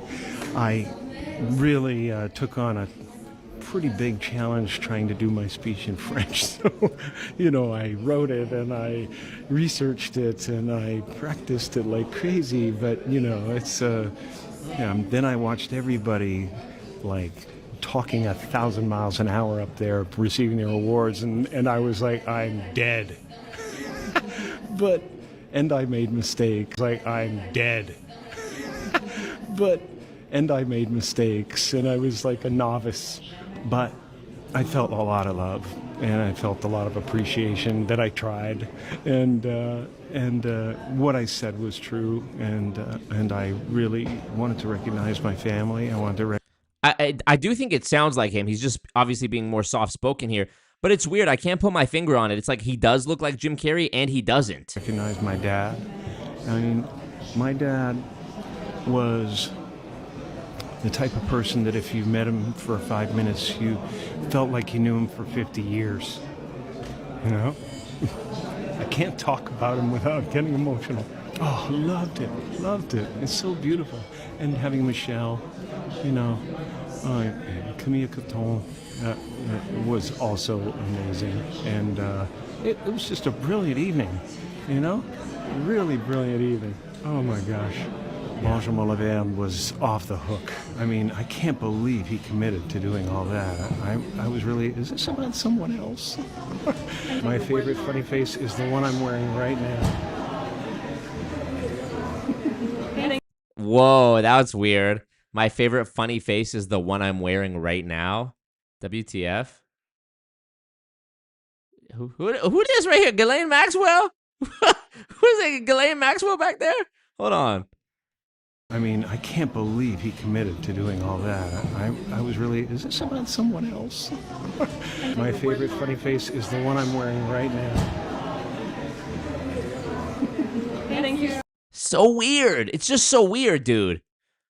And I'm not one to be like, they cloned him, they got rid of him. But, you know, I've seen people say that about Eminem. I've seen them say that about Jamie Foxx. I've seen them say that now about Jim Carrey. But how is this the same guy? Let's go. Let's watch this clip. I'm retired. Yes, Kay here. Well, I'm retiring, but No. yeah, probably. Are you being serious? Are you? Watch Well, this. I'm retiring, but No. yeah, probably. Are you being serious? Or are you screwing with me? I'm being fairly serious. Yeah. Really? Why? It depends. It depends if the angels bring some sort of script that's written in gold ink that says to me that it's going to be really important for people to see. I might continue down the road, but I'm taking a break. By the way, he did Sonic 3 after this. But maybe he was already contractually like locked into doing Sonic 3 and he's referring to like after that, but that's just funny that chronologically speaking, Sonic 3 happened after he said that. I really like my quiet life, and I really love putting paint on canvas, and I really love my spiritual life, and I feel like, and this is something you might never hear another celebrity say as long as time exists, I have enough. I've done enough. I am enough. Well, How is that the same guy who's like emotional at some French, motion picture awards show? I've seen people saying like Jim Carrey, he was exposing the elites and they took him out and they replaced him. It just doesn't. Here, there's a couple clips that show this. We've all seen this one where he's like, nothing matters. Carrey, yes. What? I've covered a lot of fashion weeks. This is the first time I've run into Jim Carrey. Wait, tell me, is it true you're wandering the streets? You need a date to the party? What's up? No. I'm doing just fine. The guy who said, I have enough, I've done enough, I am enough, does not strike me as the same guy who would inject his face with a bunch of filler to look young again in Hollywood or even give a fuck about Hollywood. He said as much. So it's just weird. I'm not on the same page with the people who say that he's like been cloned, but I'm also like, what is going on? I just, there's no meaning to any of this. So I wanted to find the most meaningless thing that I could come to and join, and here I am. They're celebrating. You got to admit it's completely meaningless. Well, they say they're celebrating icons inside. Celebrating Do you believe icons, in boy, that is just the absolute lowest aiming, possibility that we could come up with. This was 2017. It's like icons. Do you believe in icons? I don't believe in personalities. I don't believe that you exist, but there is a wonderful fragrance in the air. You don't believe certain icons have the power to make change, to think differently, to be bold, to inspire others? Artistry? You're one of them. On the good foot. Ha! Yeah. You shut it down now. Yeah, no, I don't believe in icons. I don't believe in personalities. I believe that peace lies beyond personality, beyond invention and disguise, beyond the red S that you wear on your chest that makes bullets bounce off. I believe that it's deeper than that. I believe we're a field of energy dancing for itself. And I don't care. But Jim, you got really dressed up for the occasion. You look good. No, I didn't. Was that an get dressed accident? up. I didn't get dressed up. Who did? There is no me. There's no you. No. We're not here. This is a dream? There's just things happening. And there are clusters of tetrahedrons moving around together. Okay. Yeah. So what's happening in our world right now? Because there is a lot of news that actually is relevant that's not that Here's uplifting. the thing. It's not our world. None That's of this the is key. real? Nope. So you're just passing We don't through. matter. We don't matter. Oh, wow. We don't matter is the same guy only 7 years later, or sorry, 9 years later, who's like emotional about some zhuzhy French fucking award. And now, Charlie Chaplin Britannia Award for Excellence in Comedy to Jim Carrey, my hero. Who's coming here to compare him to the latest version? Us, yes, us. They got him. Look, all these comments, they got him. R.I.P. Jim, if you see this. R.I.P. Jim. What the helly? What the helly? What did he say here? I need to see this again. Wow.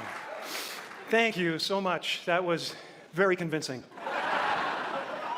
I approve of this entire illusory manifestation.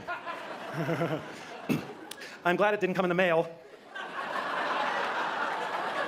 Kind of worked. It kind of worked. Maybe a little soon. It is my job to try, Kate. Sorry.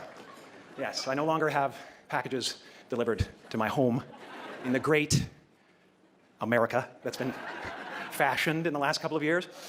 I don't remember it ever being this great, actually. Do you? Immense honor.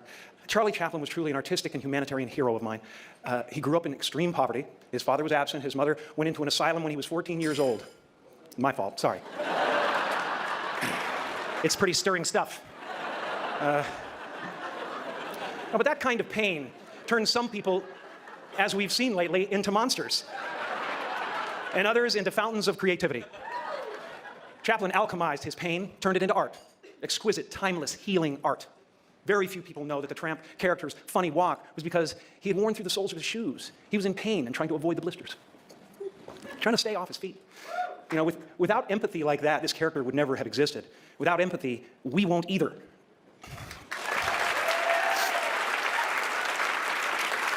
And with modern times, he criticized capitalism without a conscience. And that's what we have now. We have capitalism without a conscience. He showed the common man being fed through gears of the brutal, dehumanizing industrial age. He took on the American right wing of his day, its worst evils: hatred of immigrants, contempt for the truth, greed, and the abuse of power. We are fighting those same evils today. In America, in the United Kingdom, across the globe. And we need to be clear, shamelessness is not and will never be a superpower. It is the mark of a villain. Kidnapping children is not what great nations do. Almost half of America at this moment believes there is a sinister deep state diabolically plotting to what? Give them health care? What is the sinister plan here? Sure, I can afford the miracle drug for restless leg syndrome. I should take the pills, I guess. We in America are misinformed. Reality shows have warped our idea of what a hero is, or what the truth is. So tonight, I'd like to dedicate this award to those who remind us of our virtues, who remind us of the truth. To Sir Charles Chaplin, who battled McCarthyism into exile. To Christopher Steele, who tried to pull a thorn out of the paw of an ungrateful beast. To Christine Blasey Ford, to Colin Kaepernick.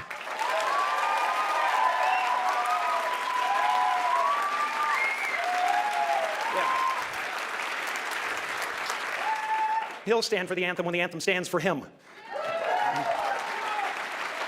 And to one of my friends, my good friends, and one of the greatest artists of our time, Robert De Niro, whose life was threatened also this week, along with many other incredibly decent people who bring joy to the world, who've been dedicated to it for years, for decades. How dare they besmirch those people? How dare they? We can do better than this. I know this wasn't funny, but it's not very funny right now. And I want it to be, and I will be again.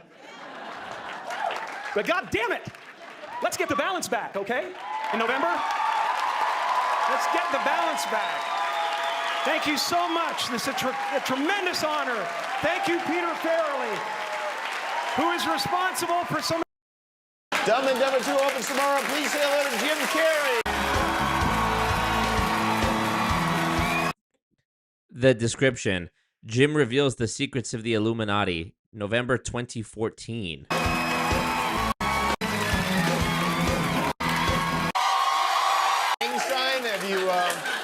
Oh, like you don't know what it is. You don't know what that is. I have no idea. Well, you don't know. Jimmy Fallon doesn't know. David Letterman doesn't know. We don't know. All the comics and show business don't know what this is. Right? Yeah. What is it? Come on, Jimmy. Seriously, the time is up. People are hip to this kind of stuff. I'm here tonight to blow the lid off it, to be the whistleblower. I'm sick and tired of the secrets and the lies. It is the secret symbol of the Illuminati, and you're a part of it, and it is the all-mocking tongue. Oh, I like it. You can use a scraping. It's the symbol of the all-mocking tongue, and I'm sick of it. I want everybody to be in on the joke, man. You know what I mean? For years now, talk show hosts, people on television, people in sitcoms have been hired by the government to throw you off the track, to distract you, to make you laugh and stuff like that, make you happy and docile so you don't know what's really going on. He's doing a bit here where he's acting like a guy who's off his rocker, but he's actually saying real shit. You know, when they get out there in the woods in a circle naked and they...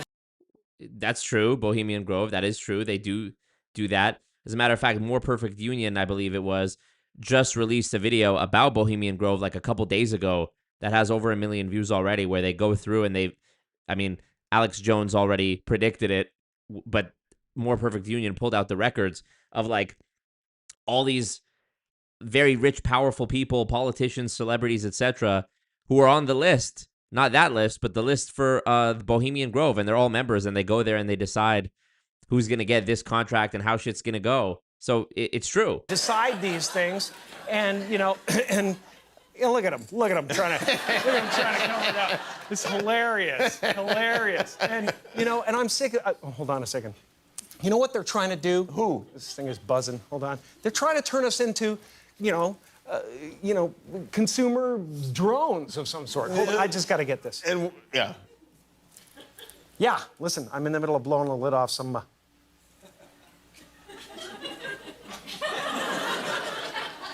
What happened? I'm sorry, Jimmy. I was temporarily interrupted by my iPhone 6 Plus.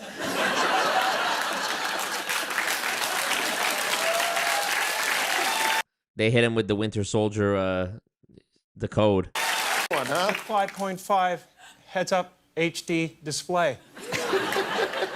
I think what I was really trying to say was I think people will enjoy Dumb and Dumber this weekend. And that is what I thought you were about to say. They should all go to the theater. They should all go to the theater tomorrow and see it. Because we could use a good laugh. Ha, ha, ha, ha, ha.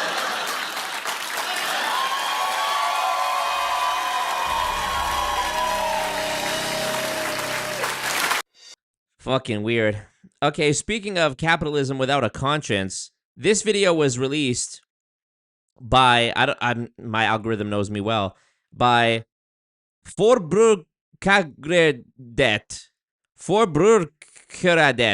Norwegian Consumer Council, and it's called A Day in the Life of an Shitificator. It's not long, it's only 4 minutes. Let's watch it. You can call me a shitmaker. My job is to make things shitty.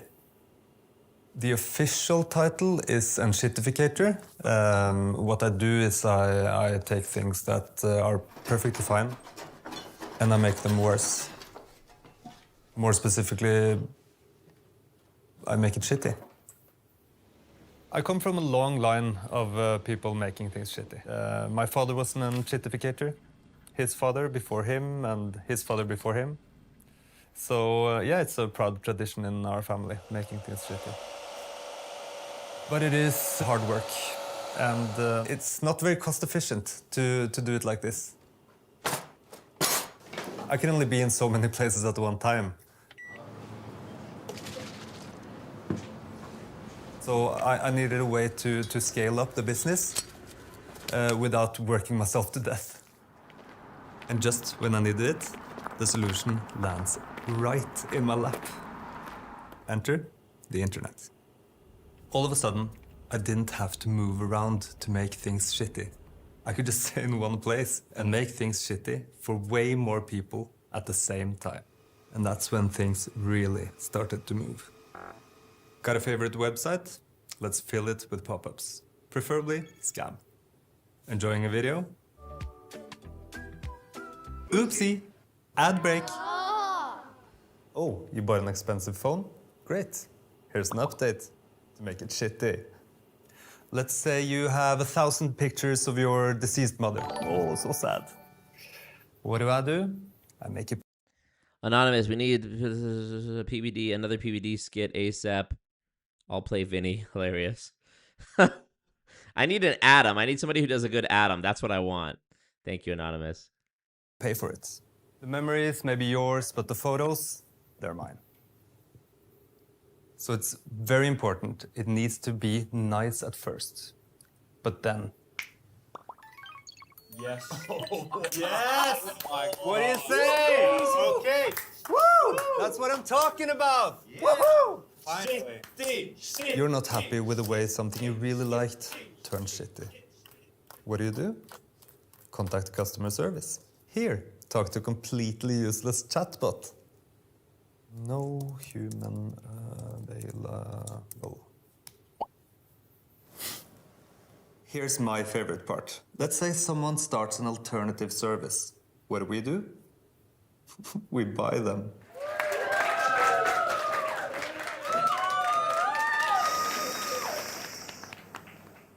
Make people dependent enough, and then Make it shitty!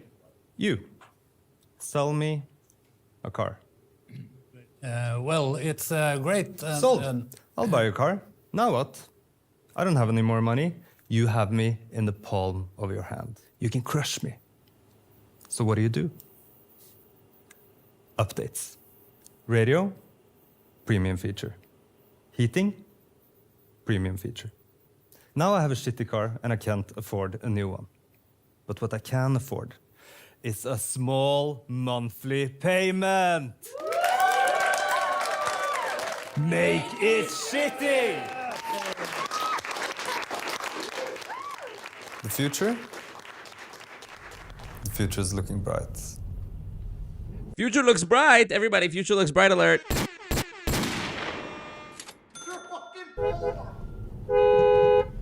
Braking is now a premium feature. Please enter your credit card details.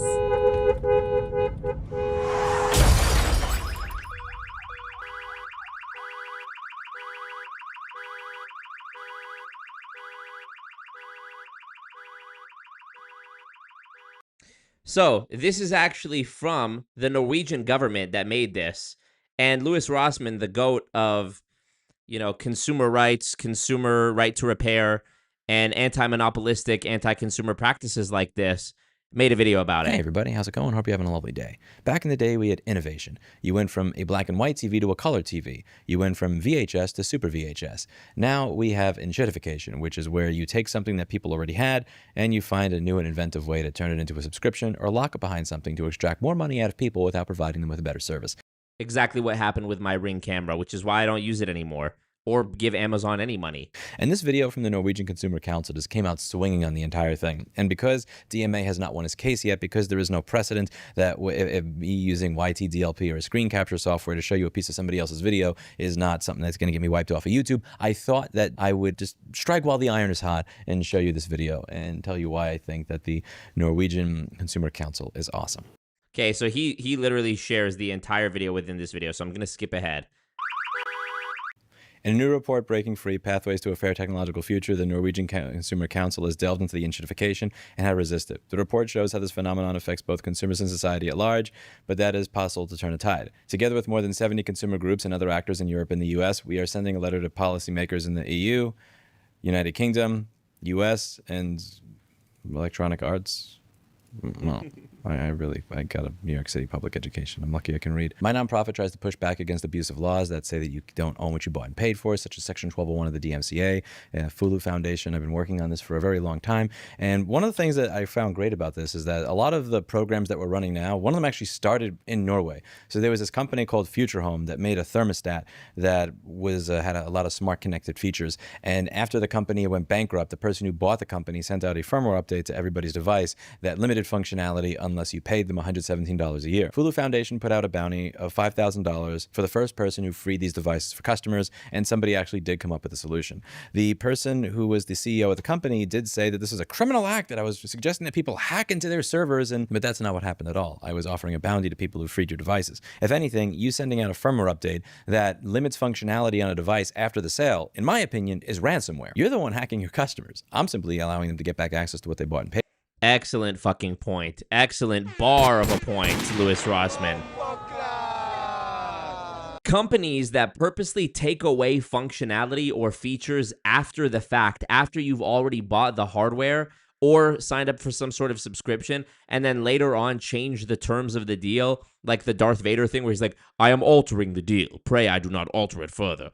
Anyone who does that and then accuses the people like the John Deere, the farmers who used, Russian software to jailbreak their tractors so that they don't have to go through John Deere and to paid absurd fees and stop, halt the work that is timely, that they need to do, that's time sensitive. They get called, hackers, or that it's malware or spyware or whatever it is, and can potentially get sued for that. But Lewis brings up a great point here. It's you, the companies, who are putting the malware on there by making something worse later and then contractually locking me to, whatever. Well, in my opinion, is ransomware. You're the one hacking your ransomware, not malware. Sorry, ransomware. Whoops. Customers. I'm simply allowing them to get back access to what they bought and paid for. And I'm really happy to see that this is reaching such a critical point. We got to the front page of Wired with our bounty program. Several people have been writing about it. And what I'm really excited about is seeing the amount of people who've been contributing to our enshittification database. We have a website called consumerrights.wiki where we go over this. I wonder if the Ring camera is on this. Let me look up this consumer rights wiki. Here it is, main page. Okay, let's see, Ring camera.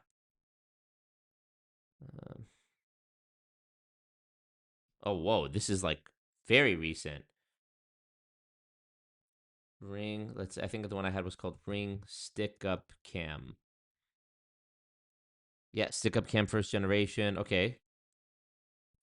Ring. Oh, there's a whole section on Ring. Stick Up Cam. Yeah, look. I think I had the Stick Up Cam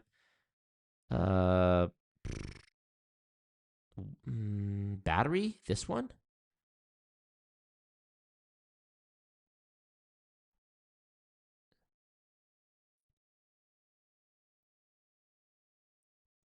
That looks like it, but not 100%. Okay, anyways. There's a company that allows you to use any application you want with your exercise bicycle, and then they push a firmware update that only allows you to use it with their application, and their shit has a monthly fee. We log everything here because we want to make it as easy as possible for you to have a giant list of examples with proper citations, not just some random YouTube person ranting where you have to dig through all these videos where I'm being angry and saying, hey, everybody, how's it going, and petting my cat before you can get the information. It's a very easily searchable database. So here's the olive branch I want to extend. To the people who made that video, my email address is listed down below, and I would love to work with you in any way, shape, or form. We are looking to create the best database of every company and every incident of this type of anti-ownership garbage happening, because we want to push back against it. Whether you're trying to create new policy to push back against this, or whether you're trying to remove bad old policy to push back against this, I want you to have the best digital treasure trove of every single incident so that we can make sure that this is not the future that we live in. And I would love to have as much collaboration with you as possible. I want to help you as much as possible. That's what we're here for. I want to try and get as many people putting information into this database. We're almost done with the browser extension, so that when you're on a website of a company that's taking part in these practices, it'll actually inform you. You'll get a very short notification message saying what it is that that company or that product line did, and then you'll be able to click onto the website to see it. Whether we're talking about a company that disables your ability to use it with third-party apps after the sale, a television that sells your personal data, or a refrigerator that forces you into arbitration without even letting you know because they throw away all the paperwork showing you it before you ever see the device. We want to make sure that consumers are as informed as possible about these practices, and we want to push back against them as often as possible. If you're a part of the council that made that video, I would like to lend a helping hand, and I also want to work together to figure out how we can make our nonprofits database at consumerrights.wiki the best open source, open to the public database of companies that have taken part in enshittification practices and scams like this. I'm doing everything I can to push back against this in every corner where I see it, and I'm going to do my best with the team that I've assembled, but we're only a small group of people, and the only way that I'm going to be able to make serious progress on this is by partnering with other organizations and other people and other content creators that are willing to spread the word and do something about it. ConsumerRights.wiki has gotten a few shouts out, and I really appreciate it. I got a shout out from Charlie at Penguin Zero, got a shout out from Andy at Salem Techsperts, and that's awesome. But if we're actually going to get to the point where we have classified and categorized every single instance of every single company that's taken part in these practices, I'm going to, above all, need the help of all of you. If you see a content creator that's larger than me or smaller than me that's covering this, that's going over how you don't really know what you bought and paid for anymore, and how every company tries to change the terms of the sale after the sale, encourage them to encourage their audience to contribute that information to ConsumerRights.wiki. This website is not asking for your money. It's asking for your time. All this information is open. It belongs to the community. It belongs to you. The only way we're going to be able to push back against this in a strategic way is if we have every single instance of this logged in detail with citations, so that when a country's government takes notice, we can just point to it and say, here's all the information you need. Here's all the companies that have taken part in this. Go, get them. And I think that is going to be a beautiful thing. We have to do that work now, because if we wait to do that work until people say, okay, we're ready to do something, well, we're going to have 2 to 10 years of work to catch up on all at once, and I don't want to do that. I want all that work to be ready so that when that moment arrives, it's just right out there. Help me out. Let people know. Ask people to contribute to the wiki. Ask your favorite content creator when they talk about this to talk about the Consumer Rights Wiki. That's it for today, and as always, hope you learned something. See you in the next video. Bye now. Louis Rossmann is my GOAT.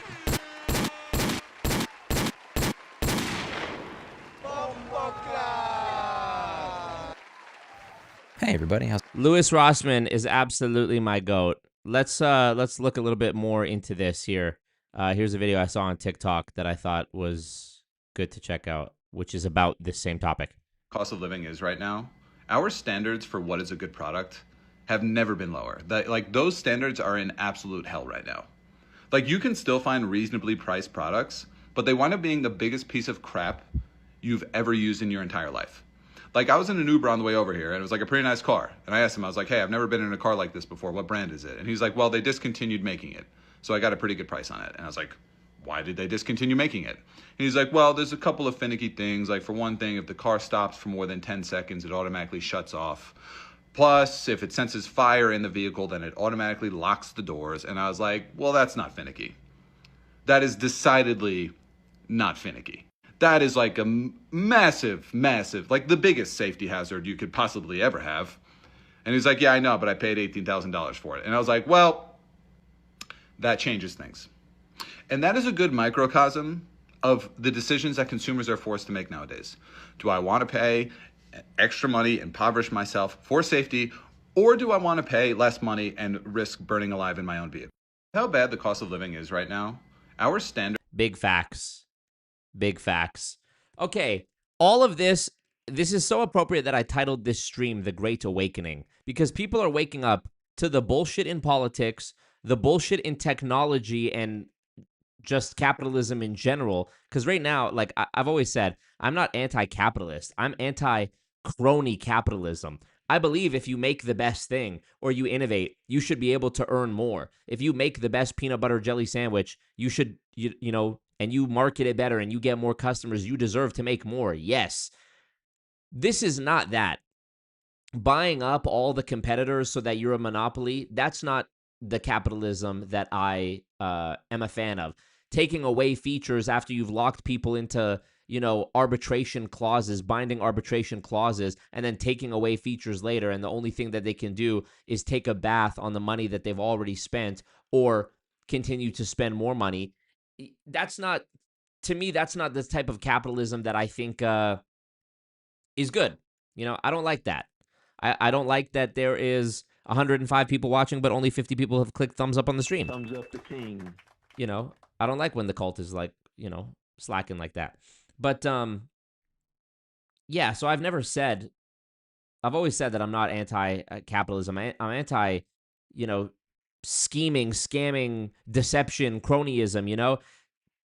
A lot of people will say when I talk about MLMs, for example, like, oh, a scam isn't, this is a scam. Oh, actually, that's a scam. And to me, I've always defined a scam. To me, the defining feature of a scam is deception.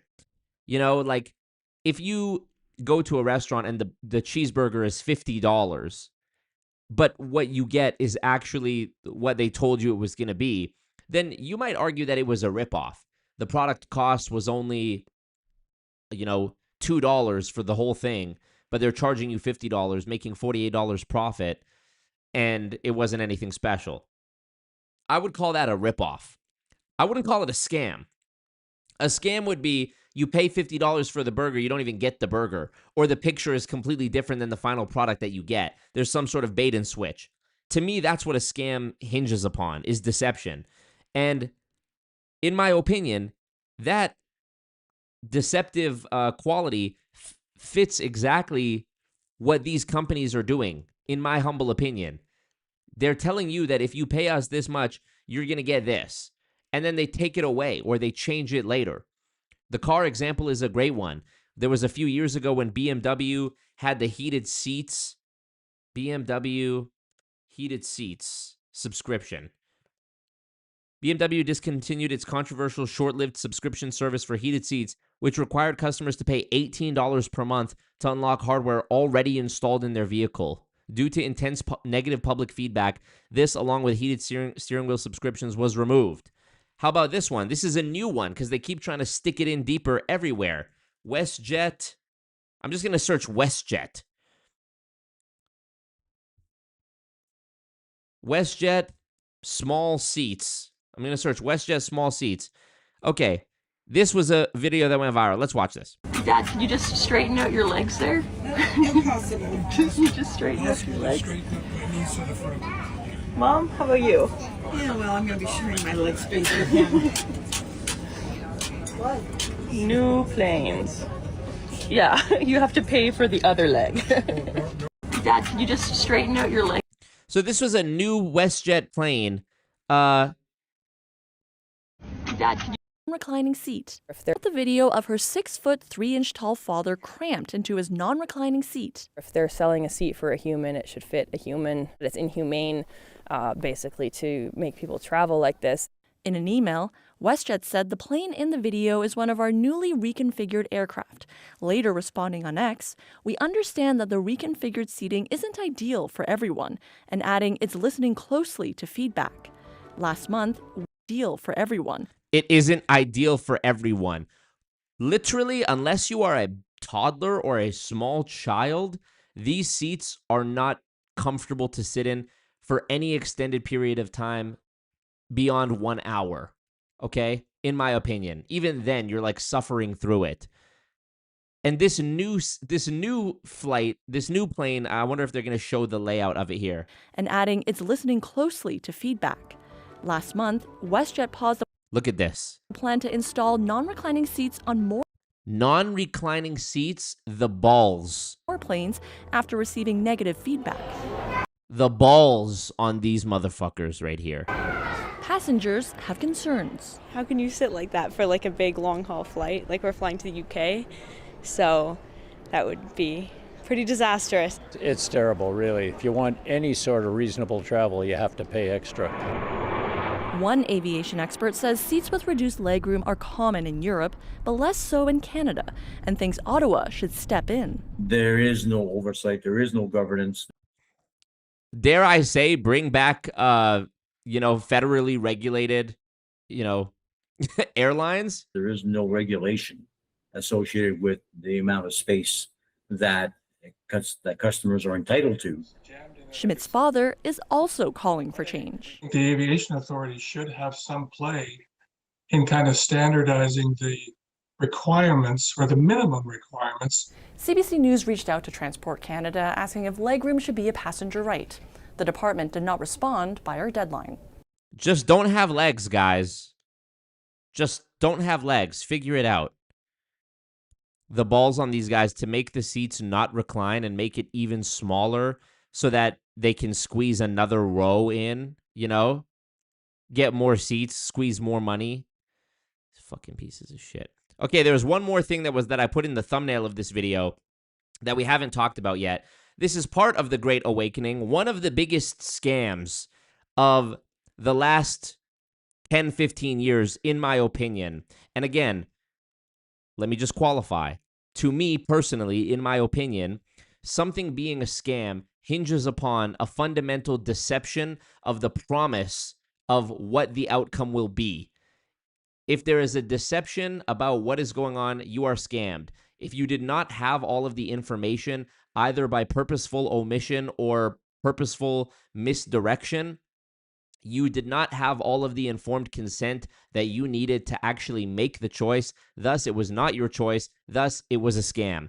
If I give you a glass of water and I say, do you want to drink this water? And you drink it and then you die because I poisoned it and I didn't tell you it was poison, I do not then get to go, well, you chose to drink it. No, you chose to drink water. I misled you and didn't tell you there was poison in it, so you didn't choose to drink poison. If I had told you, would you like to drink this poison, you would probably say no. That's an example of you being scammed because I didn't give you the proper information. I, in that scenario, was a crook and a huckster, and I deceived you.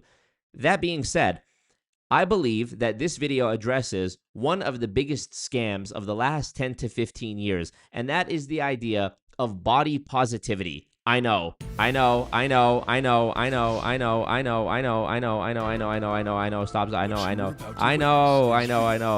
sorry. The reason I say it's a scam is going to be very eloquently expressed, not by me, but by the woman who is being featured in this video. This video is called Confessions of a Former Body Positivity Influencer, 504K views 12 days ago. Published by New York Times. Let's see what she has to say. I used to be a body positivity influencer, preaching a simple message: love yourself at any size. Then I risked it all. I don't care how trendy or cute or fun it seems to be fat. You gotta really think about your health. Love yourself at any size, but don't forget that your heart has to beat, babes. I'm gonna tell you how I got here. From championing body positivity to renouncing it. My story starts like this. Since I was a little girl, I always knew I was bigger. But I'm from the Bronx, where having a curvy body and a fat ass is what you want. When you're Latina, you get called gordita, and it's a term of endearment. Fluffy, like Gabriel Iglesias used to say. I called myself fat around my mom, and she was like, "Mijo, you're not fat, you're fluffy." It wasn't until college that I learned in the rest of the country, thinness is the beauty standard. Even worse, fat people are seen as lazy and dumb. I'm doing horizontal running. It wasn't just a fun thing to be fluffy, it was actually something people found disgusting. Run for the hills, it's Fatzilla! Studies show fat people are often treated worse in healthcare. And for women, the heavier we are, the less we're paid. I eventually learned that this discrimination has a name: fat phobia.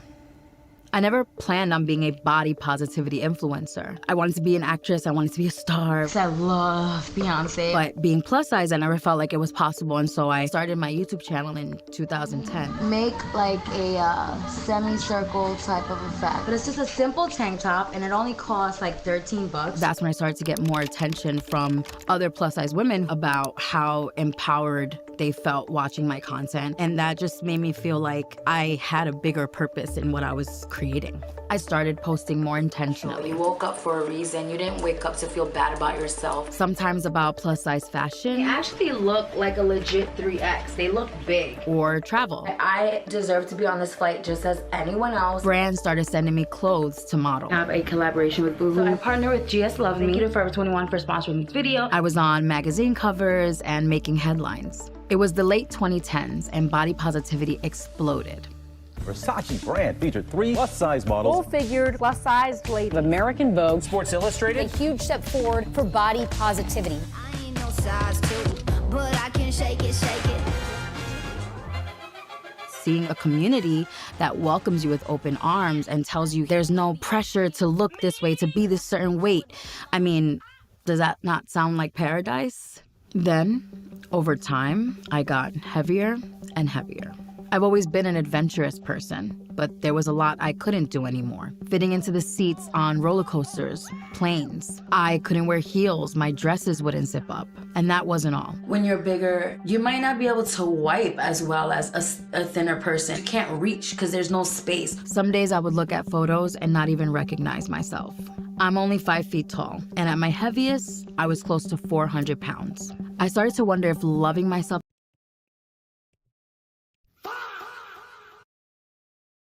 at any size had become an excuse to ignore how big I was getting. I felt like I saw myself being brainwashed, essentially. Meanwhile, the language around body positivity began sounding more extreme online. There are a few words that I don't allow.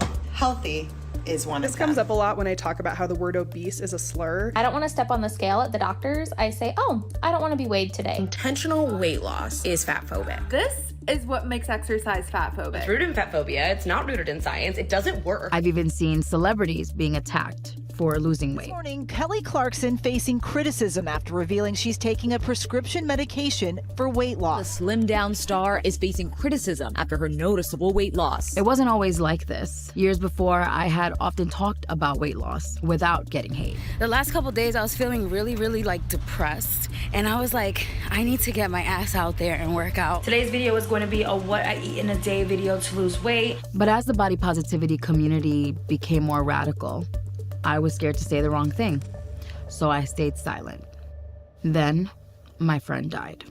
She was a body positivity influencer who founded the world's first plus-size salon. All bodies, all sizes, and has custom chairs that hold up to 800 pounds. She was just someone I consider like a big sister. Taught me about business and taught me about the movement. I worried about her a lot. After she was bedridden because of heart failure, Jamie expressed her desire to lose weight. I haven't left the house in 2 years, and I just learned to walk again. I really believed that she was going to make it out of it. But in late 2022, she died at 37, reportedly from heart complications. Like, I didn't want her to feel like I was trying to tell her what to do, and I kind of wish I would have spoke up maybe more. And just let her know that I cared. And she wasn't the only one. A week later, another body positivity influencer posted this video. I ruined my life with food, binge eating, and lack of self-care. I'm hoping that it's not too late for me this time. Just months before, Brittany said she developed type 2 diabetes and serious weight-related skin infections. My pelvic region is literally the size of like a large purse. It's extremely swollen and hard. 1 week after posting that video, begging the universe for another chance at life, It's really scary how bad things can get. she died. She was 28. I don't know for sure if Jamie and Brittany died because of their size, but hearing their own regrets, I couldn't help but think of myself. It was one thing to sacrifice my adventurous lifestyle. It was another to put my life at risk. And so I just pressed record and everything I said just came out. I'm gonna say something controversial and I don't care. I actually feel kind of guilty for being a part of this movement. Health is real. Organs failing is real. Diabetes, heart disease, all that is real, okay? It's not fat phobic to care about your health. And this is coming from someone who's learning those lessons now, myself. And the backlash was massive. Literally been seething with anger. It's blowing my mind how fat phobic you've become. You should know better and do better. The body positivity community branded me a pariah. And so I left. I want to lose more weight, but I still feel a lot better than I did before. I feel a lot more like myself. Let me be clear. Not every fat person is unhealthy. Not every skinny person is healthy. A viral rise in skinny talk. Skinny talk, dark side of social media. Encourages disordered eating. If you want to get skinny, you need to gaslight yourself to skinny. View food as something that is optional always. Not everyone can control their weight, and no one should be mistreated for it. But what's not fat phobic is this. Being fat does increase your risk of health problems. Studies show obese people are about 6 times more likely to develop type 2 diabetes. We have a 28% greater risk of heart disease. We have higher risk for 13 types of cancer. Up to 7 times the risk for endometrial cancer. Up to 5 times the risk for esophageal cancer. Colon, rectal, pancreatic, kidney. Higher risk of strokes. We can still be body positive while acknowledging these risks. We can still love ourselves, even if we want to lose weight. That's what real body positivity should stand for. Loving yourself at any size and having the freedom to change it. Great video. Let me say what up to some people in the chat here. Viz Mayhem, catching you on the way home after a DJ gig in New York City. Hell yeah, I hope that went well, my king. Guitar Guy, what up? Walt Turner, what up? Rick Reviews, love to see it. Reborn in the chat, everybody. Big up to Reborn, who was with us on the last stream. Body positivity is just coping so you don't have to exercise and eat right. Absolutely. It's a way for, honestly, I think many facets of the wider, modern feminism umbrella are purposeful scam mechanisms designed to harm, number one, harm women, and two, harm them while shielding them from ever having to take any accountability for anything by simply spinning their negative behavior into an actual positive thing. This is like 1984 doublespeak brainwashing 101, where instead of, freedom is slavery, war is peace. What's the full saying? War is peace, freedom is slavery, ignorance is strength. It's a great example, being fat is beautiful, fat is healthy. Now, let me be clear. There is definitely a spectrum of like what's realistic, and I remember that the rise of this like body positivity, if you want to call it that, really it wasn't body positive. It was just it's okay to be fat. It was just simply pushing an unhealthy lifestyle, and an unhealthy state of being, in my opinion.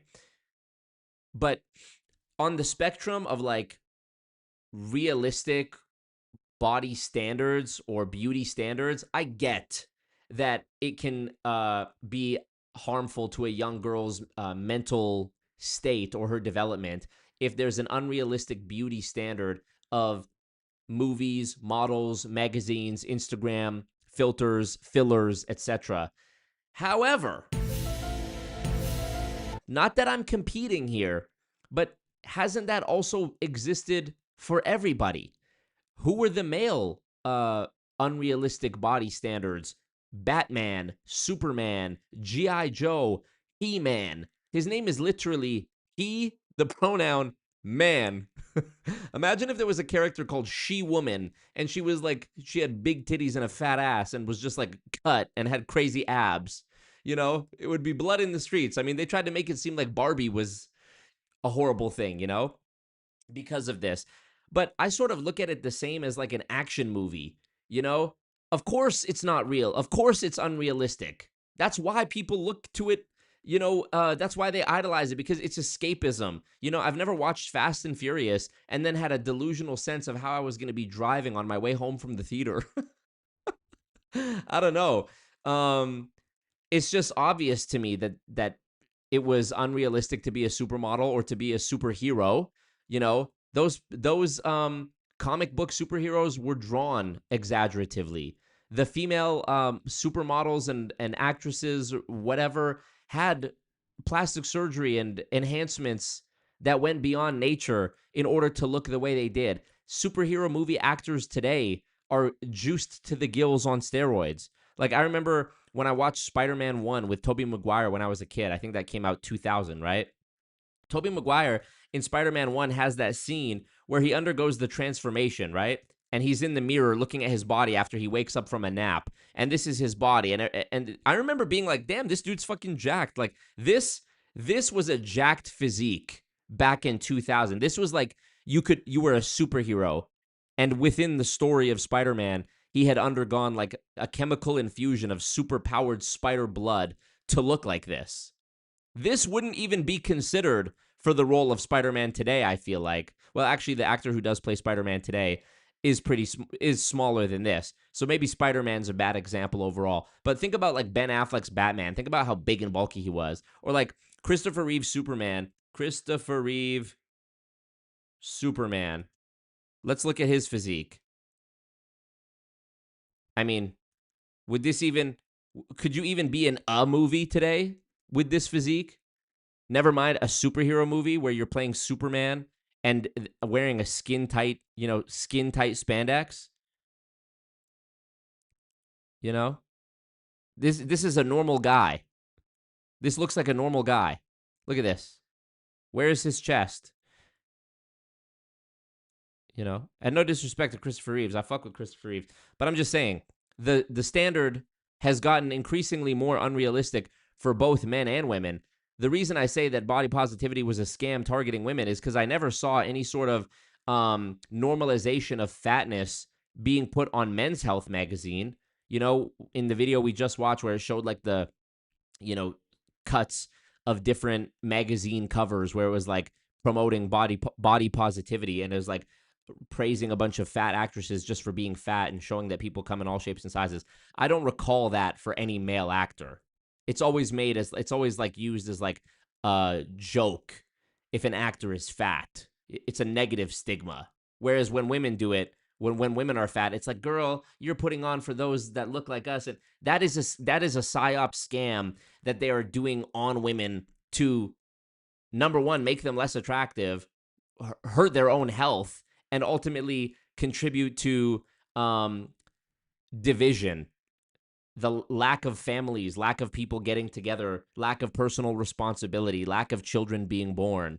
I'm not going to get into the deeper, we've already talked about a lot on this stream. I feel the red dot through the window, through the window back there on me, about who or what country or what superpower or what interest might be invested in making sure that the West is caught up bickering about whether it's healthy to be fat or not, or whether it's good to be fat or not, or transgender or not, or black or white, or Republican or Democrat or not, so that we can keep fighting with each other instead of actually pointing our ire in the direction that it should be pointed at. I wonder if there's any sort of interest that if we looked into the origins of like modern feminism and we looked up some of the names, what religion did they follow? What allegiances did they have? I wonder.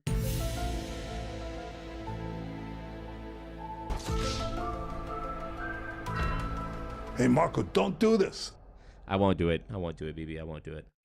But yeah, it's like, how crazy that this video was released. What was it? 12 days ago? Oh, wow. Do you realize how much of a waste the last, what was it called? Body positive. I closed the tab. Confessions of a Body Positivity Influencer 12 days ago. Let me look at some of the comments here. Sorry, I have something in my eye. Israel put something in my eye. Okay, let's see. Leaving a community that's become toxic when you realize it's affecting you negatively is self-care. Well done. The fact that this is even a video, though, is so depressing to me, because it's like we wasted the last 10, 15 years even bickering about this when it was such an obvious, no, that's not good thing.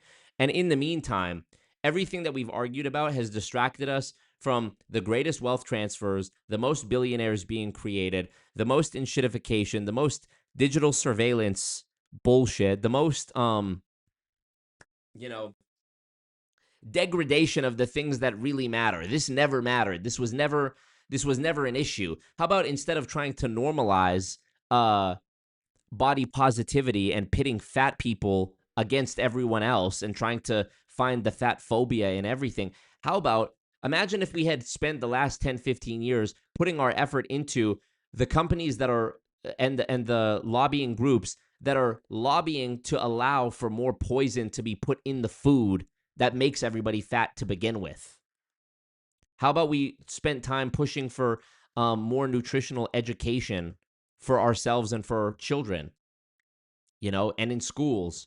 How about we pushed for like actual healthier food?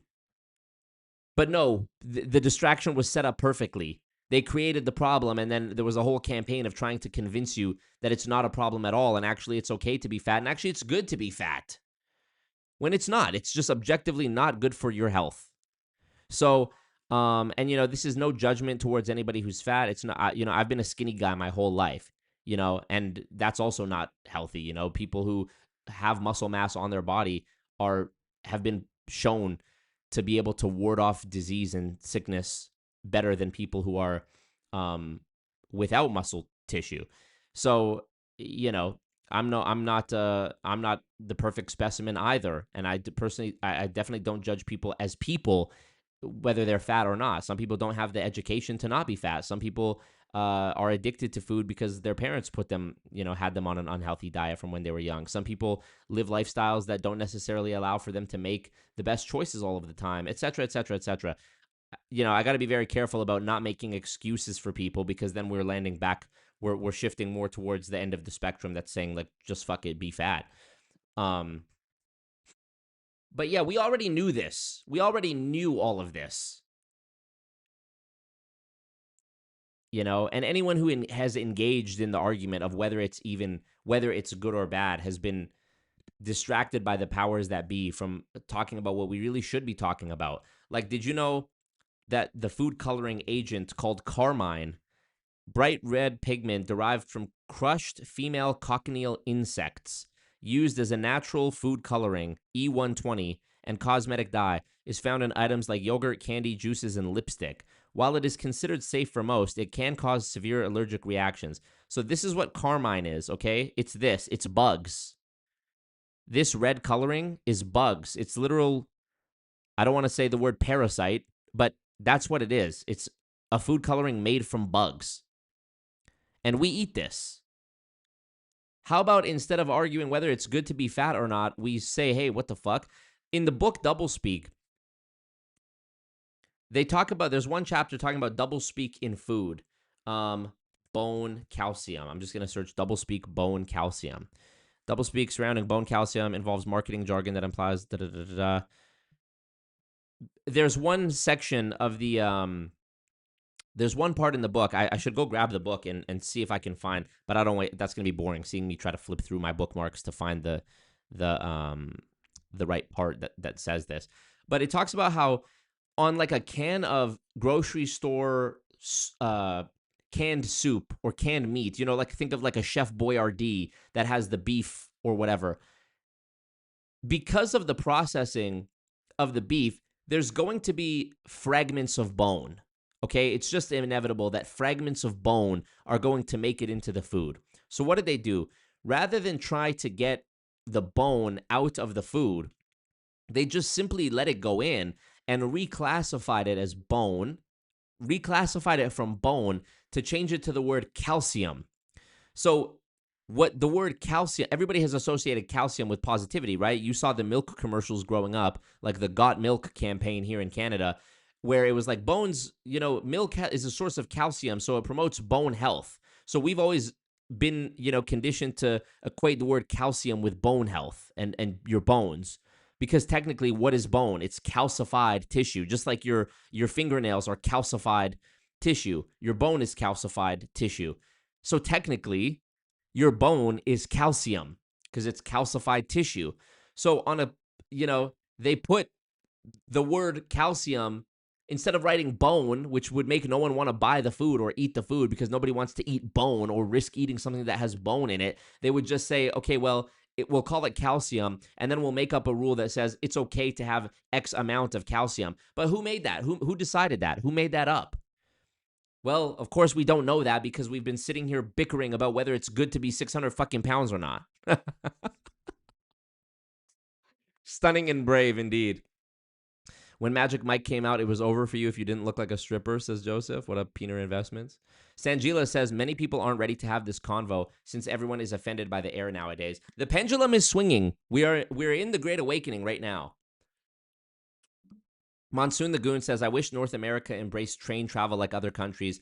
It could make a lot of jobs, but the car people and insurers would lose money. There's so many layers to that. First of all, it's mandatory. It's mandatory in many cities, or de facto mandatory, to have a car because modern zoning has made neighborhoods not walkable in many places. You have to have a car. This is done on purpose because by making the neighborhoods more hostile and less walkable, number one, you can fit more houses, which is good for the private companies like BlackRock and Vanguard and State Street that are buying up residential homes. Now there's more of them and thus more money to be made. Then everybody needs to have a car. This is good for the car companies. If everybody has a car, it's mandatory that you have to buy insurance. This is good for the insurance companies. If everybody has a car and insurance, you need gas. This is good for big oil and gas. If everybody's driving a car, there's more car accidents, which means that there's more, this goes into the hospital system and health insurance and the money that's generated from that. If people have injuries from the car accidents, then they have to go on medications. This is good for big pharma. And on we go. So it would never be allowed because there's like an intersection there's like a Venn diagram of lobbying interests that would never allow for high-speed rail to exist in North America. But I'll tell you, in other countries, it's an incredible thing. High-speed rail. Go to this I guess wouldn't constitute as high-speed rail. But even when I was living in Thailand, the public transit in Thailand is such a remarkable efficient, clean, quiet, safe system that it's just absurd. Like, I've lived in Edmonton my whole life, except for when I lived in Thailand. I've never taken public transit here, and I never would. I'll Uber. I'll literally take an Uber. Even then, I'm like, fuck, who am I going to be in the car with today? What, you know? But, yeah, I would never even risk taking public transit here in Edmonton. You're going to get stabbed. You're going to get robbed. You're going to get pissed on or nutted on. Because there's some psychopath or you know, mentally ill or drug-addicted person on the train. No, they can't even be fucked to put one police officer at the platform, you know. You're just on your own. Press the blue button and someone will be here in 6 hours. Prisma says, I don't think anybody has lost weight and regretted it. So true. Is Marco shifting towards mukbang content? Yeah, you got me. Anatoly is strong AF and goes around gyms humbling huge guys. True. Some good-looking gorditas, and she's speaking reality. The internet attacking her in defense of the system. Yeah, this is what I mean. People are brainwashed. You know, if you're already somebody who didn't have a sense of personal accountability or personal responsibility, especially when it came to your weight, then the body positivity movement must have been like looked at as a godsend to you. And again, this was pushed only on women. When you think of body positivity, you primarily think like those influencers. It's primarily women. I can't even think of a male body positivity influencer off the top of my head. You know? She wouldn't fit in the WestJet seat. Bro, I wouldn't even fit in the WestJet seat. It's completely inhumane. Based of True says, I don't really care if the food comes from a bug, plant, or animal. I just want to know if it'll fuck me up. Lol. Fair enough, yeah. Chick-fil-A tastes good but makes you feel bloated. Shout out to House Hippo. Morgan and Morgan. Every transportation is ass. This is true. As a car guy, though, I still enjoy driving. Rob, pull it up. I said last year, I don't want to see one more person dead from driving to work for Hardee's. That's a great, yeah, that's true. Absolutely. Yeah, so it's really interesting. You know, it all comes back ultimately to lobbying. Multi-level marketing, it comes back to lobbying. It comes back to Congress. The Epstein files, it comes back to, I guess, not necessarily lobbying, but lobbying in a sense, in that people have financial interests or personal interests. Like, you could lobby someone not with money, but you could lobby them with influence, right? All of it comes down to like good old corruption. You know, what is lobbying if not bribery? That's what it is. Hey, I'm going to donate $1 million to your campaign, to your re-election campaign, but you know, when this bill comes up for review, I'd like you to vote against it, and we're going to make a direct selling caucus within Congress. You know, more doublespeak about what we're really pushing here, which is legalized pyramid schemes. It's yeah, people. I remember when I went to Thailand, I had some fucking idiot tell me before I had went there, and they had never even been there. Make sure you don't talk about the king, bro. You know it's not a democracy over there. You better not talk about the king, or you could go to jail. And the king sent this person and that person to a work camp for their life because they... First of all, why the fuck would I ever be talking about the king to begin with? I actually respect that in Thailand, the power structure is more transparent. At least they're not trying to lie and be like, oh yeah, you know, everybody's vote counts the same and we're definitely not doing corruption, and we're like the US. At least they just keep it 100. The king owns, I think, like Thai King, I think it's SCB, or is it Thai Bank ownership? Let me just Google that. King Vajira Longhorn holds direct personal ownership of significant stakes in Thailand's financial sector, notably 23.4% in Siam Commercial Bank, SCB. Following 2018 legal changes, these assets managed by the crown were transferred directly to the king, consolidating control over billions in corporate and real estate holdings. Did you know that the king of Thailand is wealthier than the British monarchy? I didn't even know Thailand had a king before I went there. And this guy's like richer than has more bread than the Brits do. Thailand's king owns 17,000 properties, companies, 300 cars, 38 jets, and 52 yachts, but is still not richer than Anant Ambani, 7-Eleven. I respect that. That's just out there, you know? I would rather not be able to talk about the literal leader of a country. That makes more sense to me, that you wouldn't be able to talk negatively about the leader of an entire country than you not being able to say a boy cannot become a girl, or that it's not you know, not healthy to be fat. I think it's less ridiculous that you're not allowed to talk about the king of a country. Like, duh. Don't talk bad about the king, duh. You know? What's really the dictatorship? The country where you're not allowed to talk about their current sitting leader in a negative light, or the country where you're not allowed to question a nearly 100-year-old historical event that's so unequivocally true and has been proven true with reams and reams of evidence, such that it's illegal to question. It's so true that we have to make it. It's so undeniably true, everything that they taught us, that it's illegal to question it in countries like Canada. I'm not talking about what specifically. I'm just saying hypothetically. You know, is it illegal to question Hiroshima?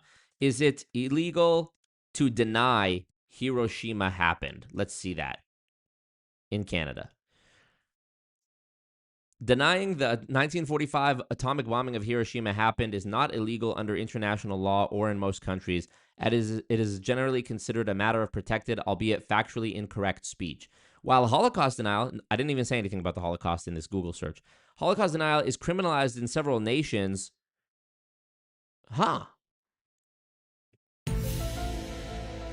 So the thing that's true, the thing that truly happened is not allowed to be denied or questioned. But the thing that we know didn't happen, Let me put myself in the other shoes for a second. Maybe the defense to that would be, well, because it's such an important truth that we have to protect so that history doesn't repeat itself. But, I mean, illegal though? You know? Shouldn't you be allowed to be wrong? Like, isn't there other historical events that it's good for us to learn? Like, I would argue Hiroshima is also like one of the most important events in human history, that it's, you know, now I am become death, the destroyer of worlds. Like, wasn't that an important lesson to learn about, like, humans playing God and messing with, you know, science to that level and potentially wiping out the earth and blah, blah, blah? Isn't that an important lesson that we shouldn't trivialize? But I could literally say that never happened. That brings me to another point about why I enjoy living in Asia so much. It's not controlled by Zionism, plain and simple. It just simply isn't. The king owns the bank. Okay, fine. Now I know. The Thai king, who has an interest in making sure that the Thai people admire him and support him, and that he stays in power and his lineage stays in power, he is in control. I feel way more comfortable about that than a financial system run by people who go to a church or a synagogue that says everybody who's not them is human cattle. I feel way more comfortable about that, actually. Anthony Wichter says these looks maxing influencers are really bad. Yeah, true. Looks maxing is sort of like, I've always said this about different pop culture or like political leanings. The pendulum always swings and it always overcorrects. You know, like once you start and you let it go, it's going to swing with the most velocity and veracity, whatever. It's going to swing most intensely early on. It takes time for the swinging to slow down and end up at a neutral point where there's no motion happening anymore, and we're smack dab in the middle. When after George Bush, we got the most opposite thing in Obama, at least we thought at the time. Then we got the most opposite thing from Obama, which was Trump. Then we got the most opposite thing, which was Biden. Then we back to the most opposite thing. So the pendulum always swings, and in my opinion, the pendulum always overcorrects. And so I feel like in most, at least when it comes to most like ideologies, the truth is somewhere in the middle, or slightly to one side or the other, but not so polarized. Like if on one end of the spectrum of health, you have the body positivity movement, which says it's cool to be 600 pounds. And on the other end, you have the looks maxing community that says, like, you know, do steroids when you're a teenager and bone smash, you know, hit your face with a hammer and get limb lengthening surgery so you can be 2 inches taller, or not even 2 inches, like 20 centimeters taller. Then I think probably the rational mind lives somewhere in the middle. Don't be 600 pounds, but also you don't need to go to such extremes to try to looks max. Just be a normal person. Do your best. Try to be healthy. Exercise. Get your steps in. You know, don't eat slop. You know in your heart what's healthy. I love when people are like, is this healthy? It's like, you know in your heart if it's healthy. You already know if it's healthy. Don't delude yourself. So, yeah, I think it always overcorrects everything, the political opinions, I love when people are the pop culture stances, the ideologies, even I think religion, you know, the truth lives somewhere in the middle, you know. I'm not going to expand on that anymore, beyond what I already said when it comes to religion, but, you know. Red dye derived from cochineal has been used for centuries, says Traveling Lunatic. This is much better than the fake red dyes. We want and like this type of parasite. Please do more research on this. Thanks. Okay, good to know. I have to do more research on that. Red cochineal. I mean, in Thailand, they do eat, like, you know, you can eat crickets and stuff. There will be like little street cart vendors that are selling like crickets and things like that. Cochineal. Yeah, I mean, I wouldn't eat that as it is, but who knows? Maybe ground up and turned into a fine powder. Long history of a bug. Okay. Okay, perhaps cochineal was a bad example. I'll take that. I'll own that. Perhaps it isn't harmful to people, although it did say in the Google AI summary that it can give people bad allergic reactions, but eggs can give people bad allergic reactions, so that doesn't necessarily mean it's bad. What up, Infinite Jack? So, okay, thank you for that, Traveling Lunatic. I appreciate that. I think I made my point, even if my example was bad. Based If True says, here we go. Based If True says, we also can't study racial biology either, despite it probably having medical benefits and being able to help people predict health outcomes or intelligence to help people be more functional. It's crazy. Yes, that's absolutely true. I hate to offend anyone. I'm, obviously just trying to state the obvious here when it comes to like the fat thing and this as well. Isn't it true that sickle cell anemia affects African American people more than other groups? That would be worth looking into. Didn't the father of DNA stripped of accolades?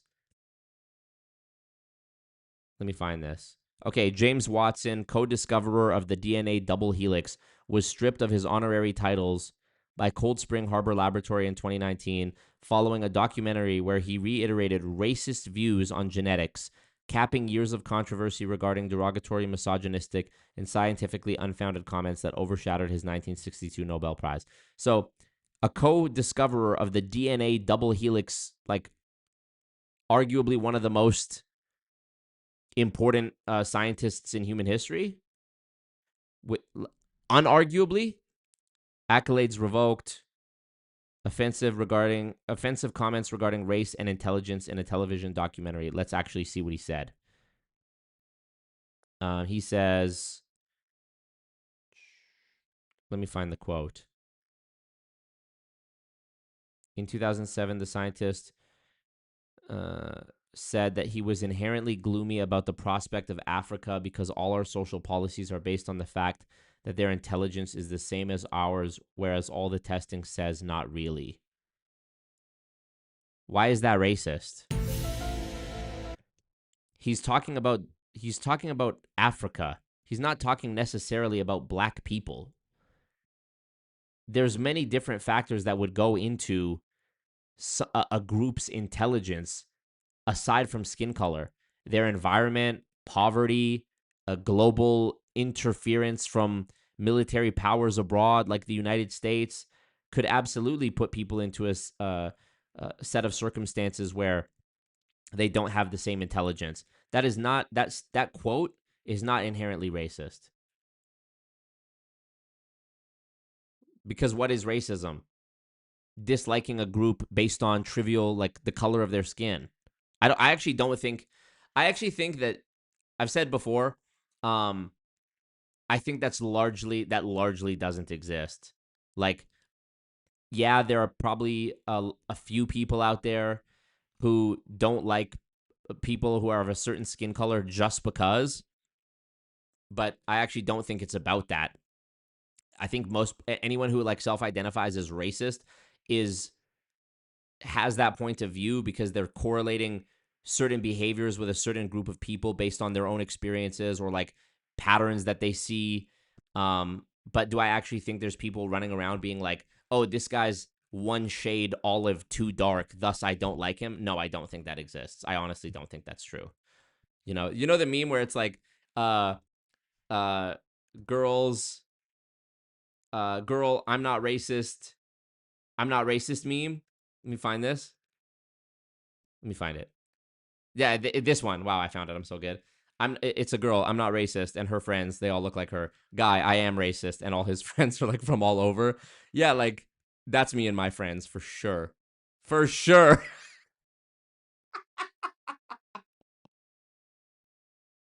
That's literally me and my friends. Oh my God. And in Bangkok, it was such a beautiful thing too, because when I was living there was one night that we were sitting at this like outdoor food market, and it was like in between a bunch of buildings that different friends of mine from like the gym, Muay Thai, etc. all lived in. And so it just so happened that like as the night went on, more friends from different buildings were passing through this market, and we were like, join us. So it was like me, my Swedish friend, this one Turkish guy, this Russian guy, a black guy from the gym came, another guy who's Dominican, you can argue he's black, an American guy, and we're all sitting together, and I was like, at this table right now, gentlemen, we have the opportunity to solve every global issue right now. Me, I was there, the brown Arab guy. I was like, we have the opportunity right now as the representatives of each, continent. We can solve all the problems right now. And yeah. I mean, is it a coincidence regarding Based If True's comment about racial biology? I mean, it's just obvious that people are different based on adaptations to different like climates and things like that, right? Some people are more prone to having skin cancer because of being out in the sun than others. Like, black people have melanin in their skin, right? So they withstand the sun. This is obviously this is an obvious fact.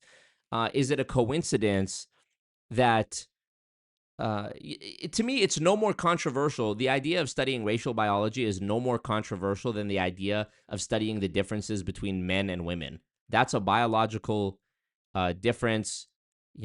Why are men generally bigger and stronger? That's not a controversial statement. Women have ovaries, they can get pregnant. That's not a controversial statement. I really don't think it's controversial at all. Why are most NFL and NBA players African American? Because they have a genetic advantage. Let's not be coy about that. Why are a lot of the greatest bodybuilders African American? They have a genetic advantage.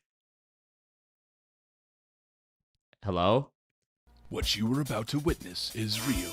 The participants are not actors. Am I tripping, y'all? Am I tripping? Recognizing these differences is something that will bring us closer together. Not push us further apart. What's going to push us further apart is acting like we're all the same and there's no difference and I don't see color and all that, Have you seen the Norm Macdonald bit where he calls poor people dangerous? It's dangerous to say the truth sometimes. I don't think I have. Let me look it up. Norm Macdonald, poor people. Is it this, Alex? Is it this first one? Can you tell me before I click it? After those remarks, Dr. Watson lost his job as chancellor. That's insane.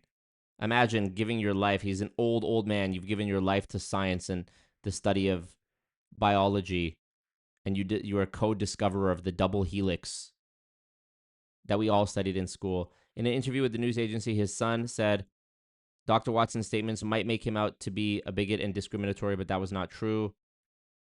Huh. That's sad. I feel bad for that man. I feel really bad for that. Father of DNA, stripped of honors over more ugly racism comments, please. Where was the... let me see if I can find this on TikTok. There was a really good video about... It was like a street interview with a guy being asked about his thoughts on the word racism. I want to see if I can find it. He said it way better than I could say it.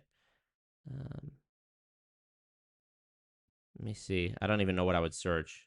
I'm sure I sent it to somebody, but with all the shit that I send, I mean, and get sent to me, how could I ever fucking find it? Racism. Let me just search racism street interview, and if I don't find it here, I'll switch over to something. Alex says yes, that's it. Okay, so I'll find the video.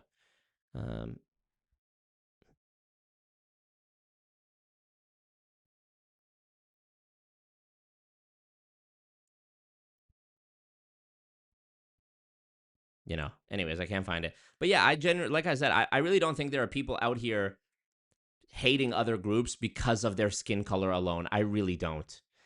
I really, really fucking don't. I think there are people who say, I've had bad experiences with this group of people before. I've, subconsciously ran my own sample analysis from the people of this group that I've met in my life, and they correlate with characteristics that I don't like. Rudeness, lack of decorum, cruelty, criminal acts, etc., etc. That itself is by definition not racist. To assume that everybody who is of that ethnicity is partaking in those behaviors you don't like is racist. But I don't think that. And I can also acknowledge generalizations. I think it's a very obvious sign of low intelligence in a person if they're unable to understand exceptions or generalizations or like aggregates of information. So like if I was to say cigarette smoking is bad for you, you wouldn't respond, not everyone who smokes cigarettes gets cancer. You recognize that would be an unintelligent statement. Not all anything, right? Not all anything. So if somebody makes a statement like generally insert group of people are like this, or they do this, or this stereotypical joke, you would be an idiot to respond, well, not all of them. Yeah, we know. Not all anything. That doesn't denote what I'm saying. If I say cigarette smoking is bad for you or cigarettes cause cancer, you wouldn't say, not my grandpa smoked cigarettes and he lived to be 102, so boom, gotcha. You're an idiot if you think like that. So, yeah, it's just, I have friends of all different races, and guess what? It doesn't change it doesn't change the generalizations that are true. It just simply doesn't. And you can ask my Indian friends about this. You can ask my black friends about this. You can ask my insert background about this, And it applies to me too and my own group of people. If people say like one of my friends in Bangkok, he's from Australia. He's like, man, the Lebanese people in Australia are fucked. I'm Lebanese. And I was like, yeah, you know what? You're right. I don't even need to have been there to know what you're saying is true. Yeah, I bet they are. He's like, yeah, a lot of them do crime. I was like, yeah, I bet they do. It's true. It's true. What do you want me to say? The Lebanese people love to run a little scheme here and there, a little hustle, a little finesse. Come on.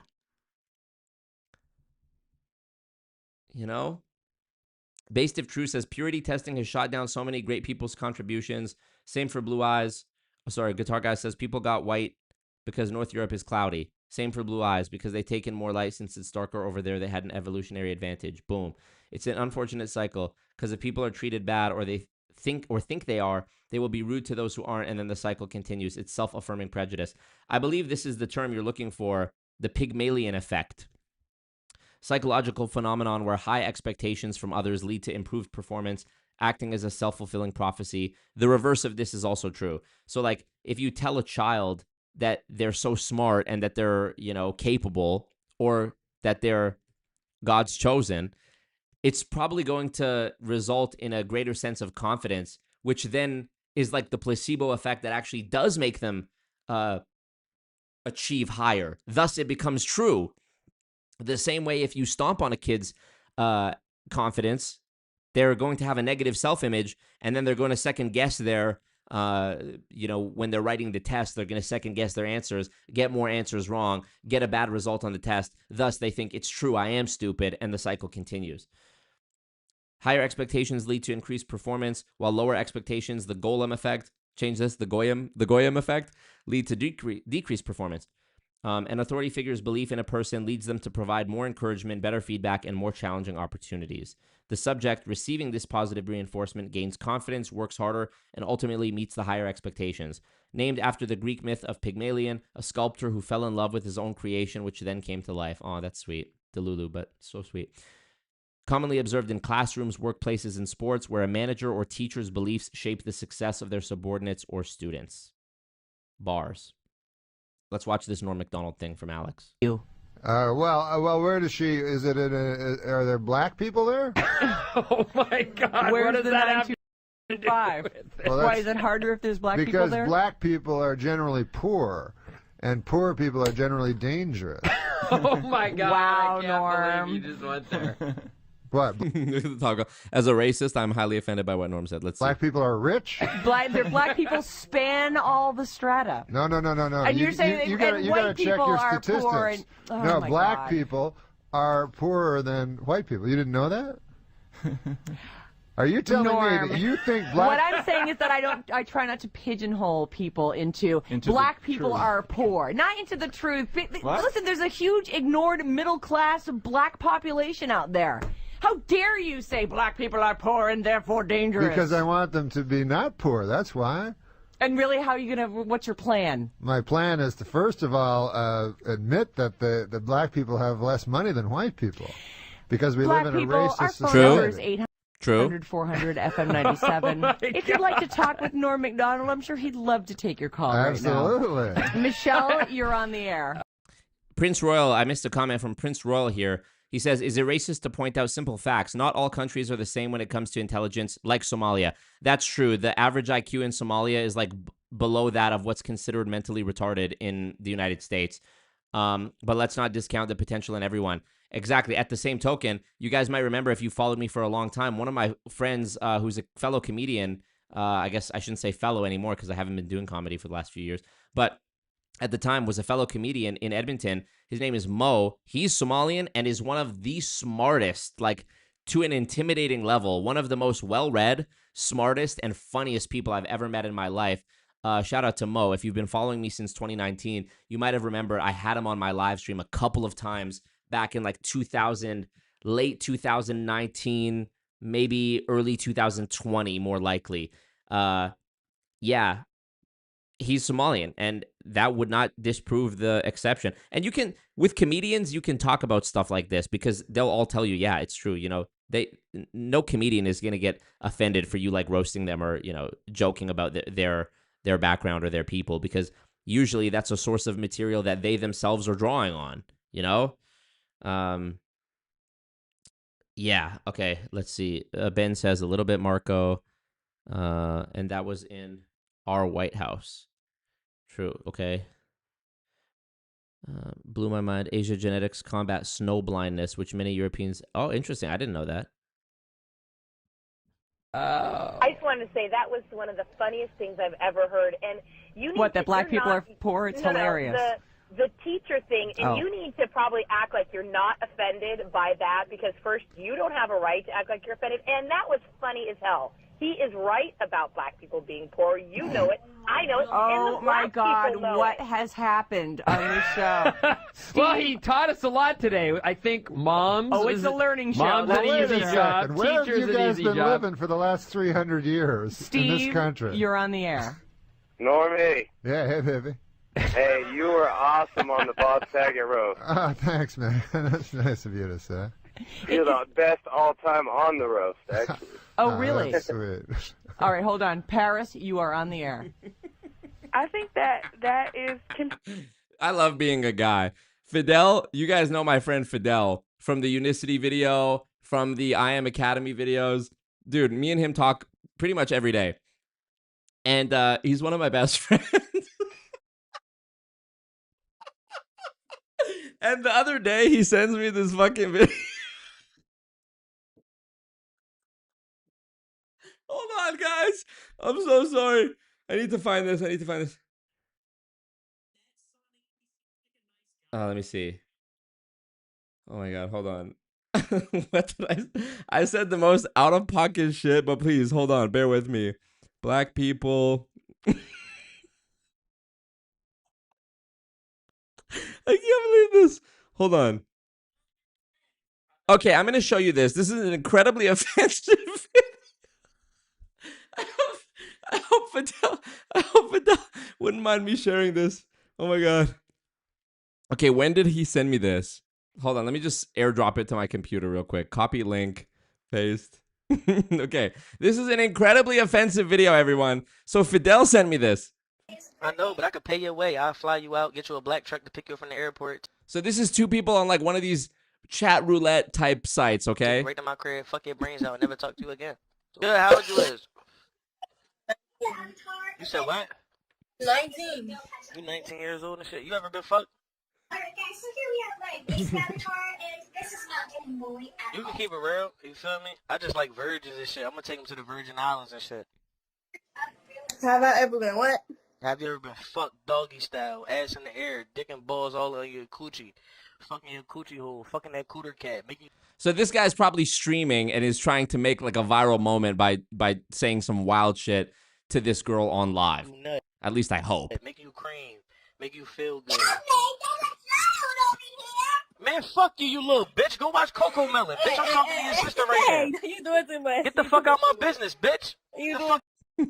So, a horrible, offensive video. Like, the whole time I'm watching this, I wished it would stop, right? Let me find what I said. Hold on. Black people. My response... Oh my god. My response to this video, and mind you, okay,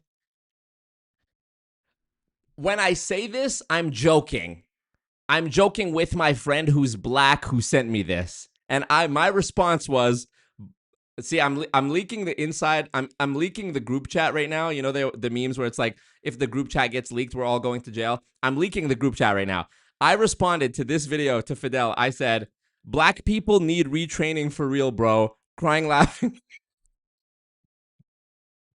Crying, laughing emoji. And then the tears emoji.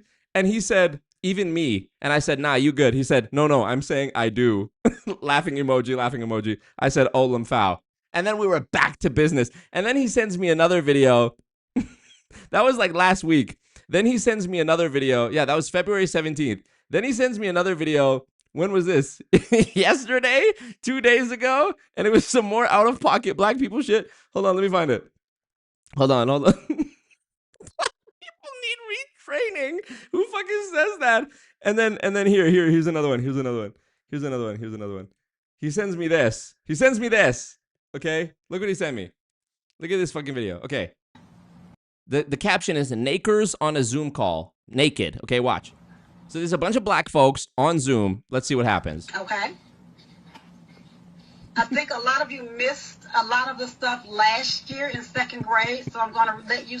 A school Zoom call. The kids are doing online schooling. See what first grade is doing as well. I think you missed a lot because school ended so fast. David Turner. David. Oh my God, who was that back there naked? The kid is, so his mom presumably walks into the frame completely naked. This boy is in grade 1. Why are you naked around your son, ma'am? Why are you completely naked around your son? In a modern society, you have a computer, you have technology. Why are you acting like this? You're in a civilized society, walking around naked. It's not like he's a 6-month-old baby who you have to keep an eye on at all times, and he's seeing you get dressed, and he's not going to remember it. This is a 6 or 7-year-old child. Lord, turn your camera off, Tavion. Then she heard that and she ran. Begin. And I replied to this, simply the word retraining.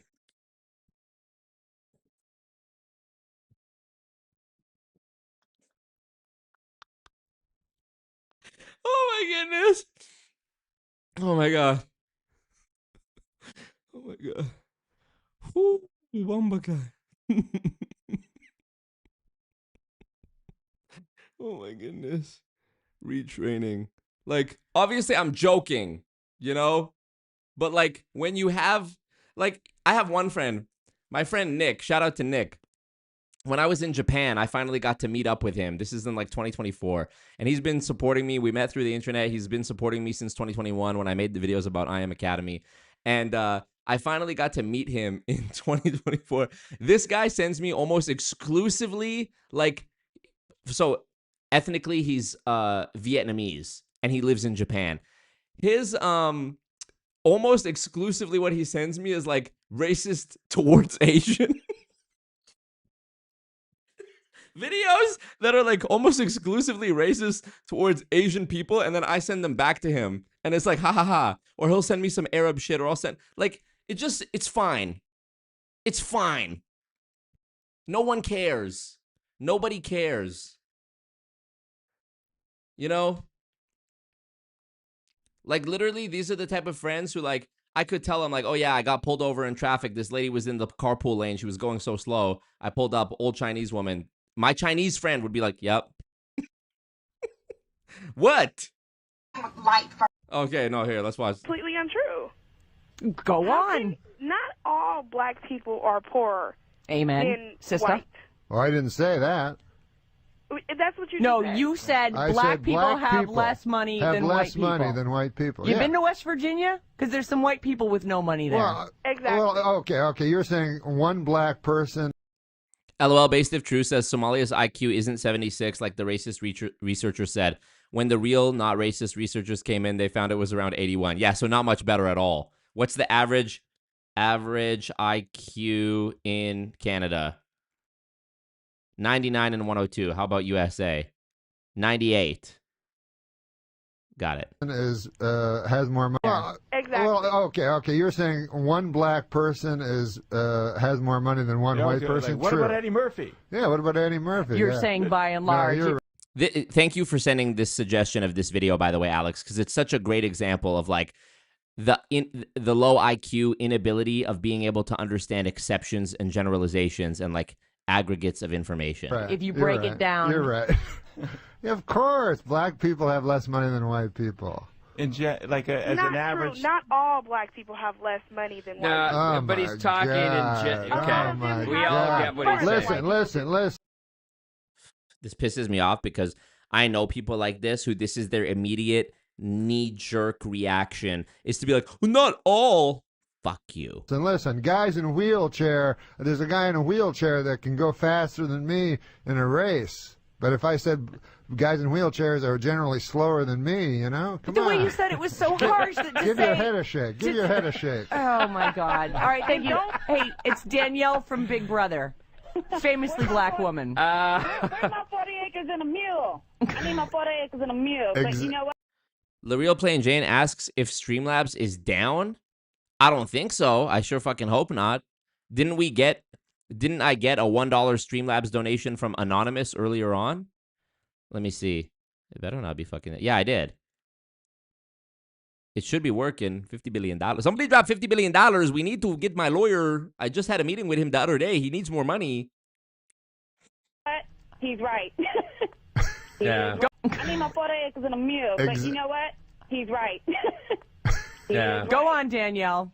I mean, if you think School about us. it, there's been cases where the same person will apply for a job, and at times the other race gets the higher pay. I'm just keeping it real, folks. All right, thank you, Danielle. Absolutely. Yeah. Chunky, you're on. Good morning, Abnormal. How are you? How are you, Chunky?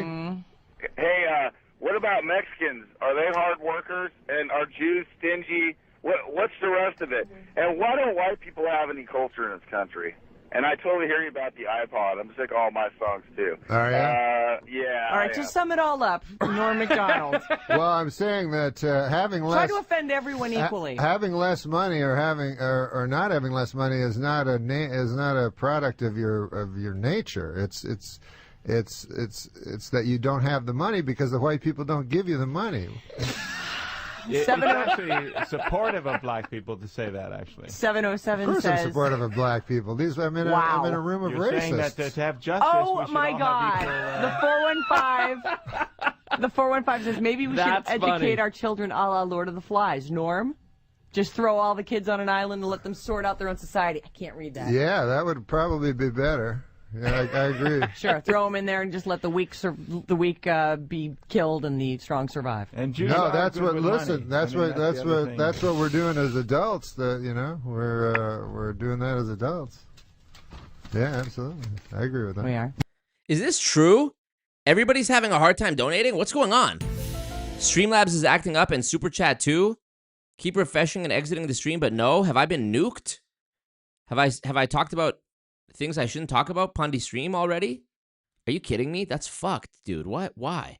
I've been spitting super hot heat on this stream. Hot fire. Come on. I wondered why shit wasn't working. Let me click on it. Let me click Super Chat. Can I Super Chat to myself? Imagine I donate $500 to myself. My lawyer watching this like, no, it should be me. Israel, yeah, honestly. Israel got me. Oh, why do I have 3 tabs of the same fucking stream open? Refresh. I just got handed a note. Do you want to keep him for the next segment? At this point, I'm not sure. Payment fails and it directs you to use PayPal. Well, we're going to use PayPal then, innit? I don't know why. I don't know why it's doing that. I'm finding Norm to be somewhat on the offensive side. You know what, though? I love that he's saying all this stuff and then looks over with a big smile. I know, and big smile. He's like, oh, man, they're going to talk about this all day. Well, I didn't know that.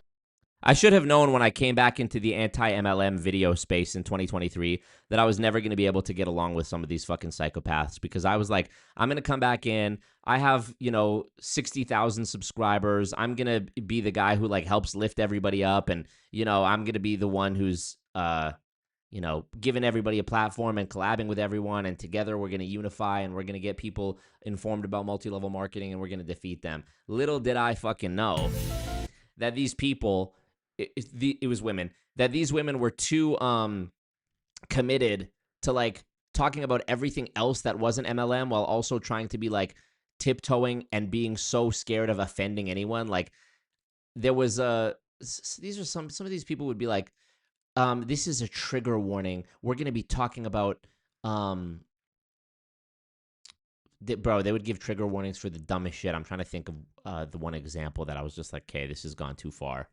It was a trigger warning for something stupid like fat phobia, or they were gonna react to a multi-level marketing person's pitch that talked about the amazing health benefits of some product, and before they talked about it, they had to give a trigger warning. Fuck you.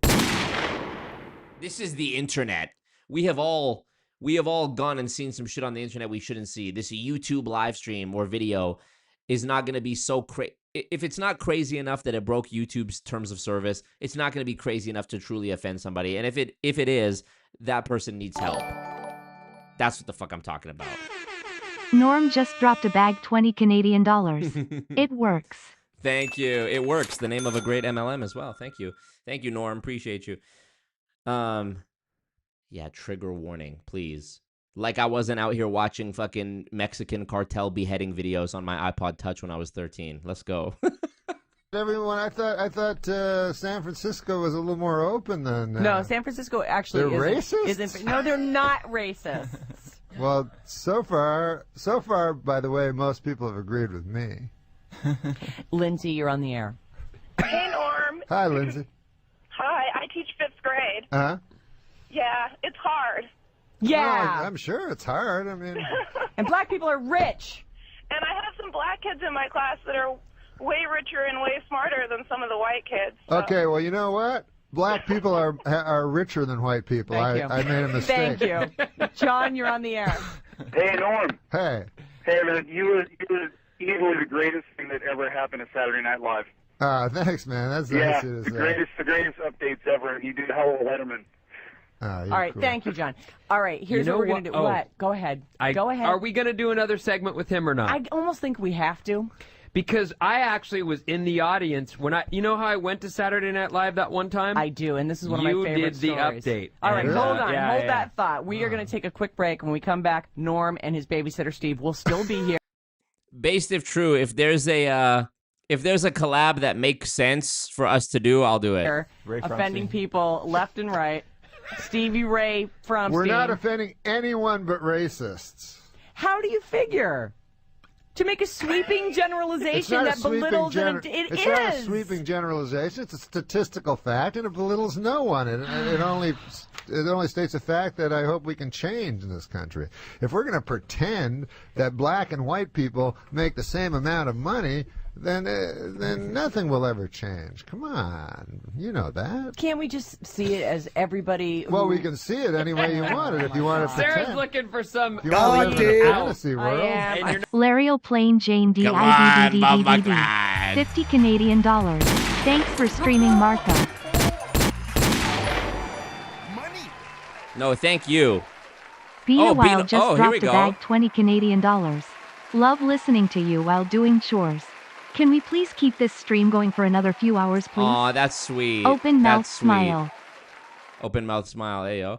Thank you for that. I really appreciate that. Hold on, let me go to the Bumbleclot tipping page here upon Streamlabs. Always use Streamlabs, you guys. YouTube takes 30%.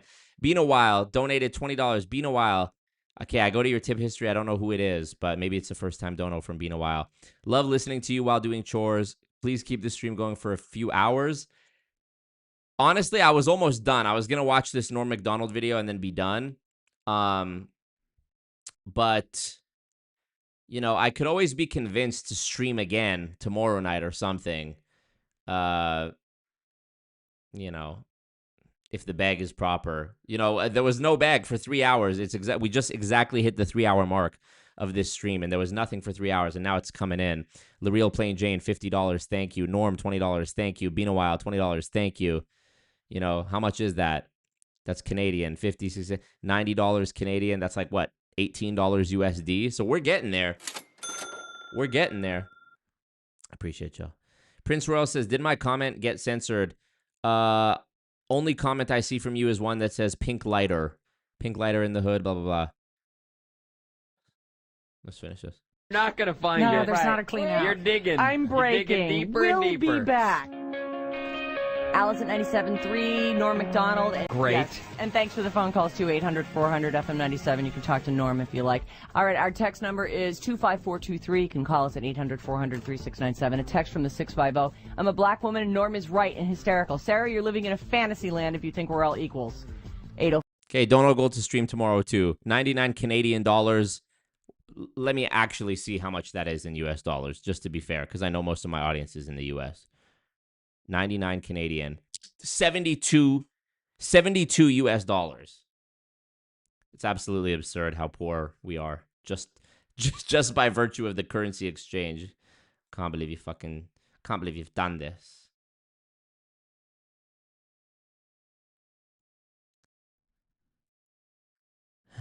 Five says, rude. I'm a second grade teacher and I hate you. Rude. That sounds like a second grade teacher. Okay, I think we get it. I think we get the point. Okay, I do have one other. I have two videos here that I pulled up. One is, I can't believe this happened.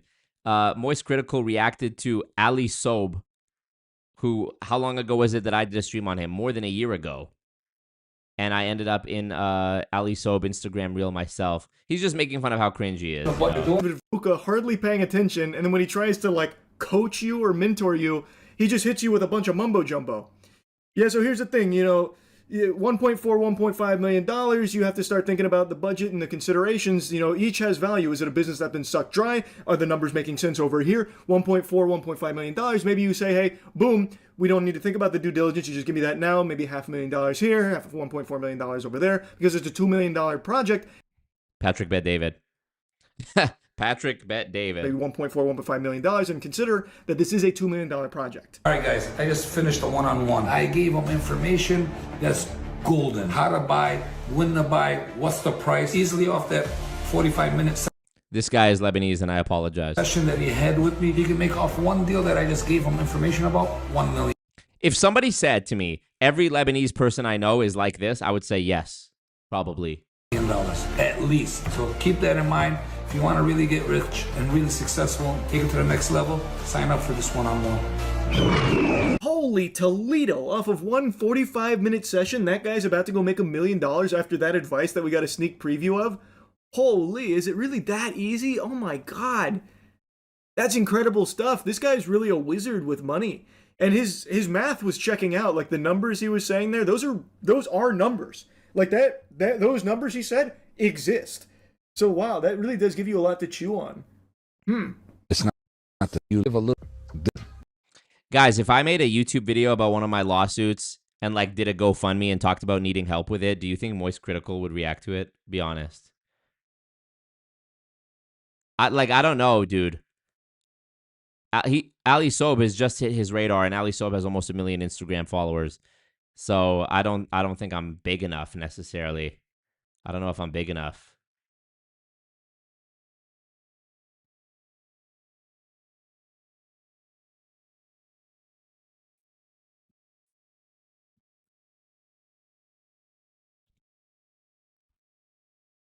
Off just that one glorious. No? He wouldn't see it? He wouldn't react to it? Why? Why?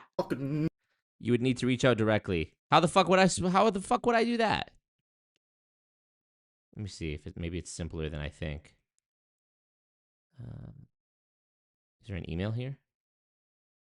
No email. Oh yeah, there is a fucking email. I'll just email him then.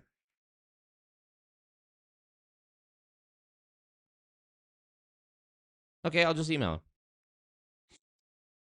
But I think it's a management email. It's that time again where I drop trousers and plant a stinky one on Burger King. It is unbelievable how often I make fun of this company.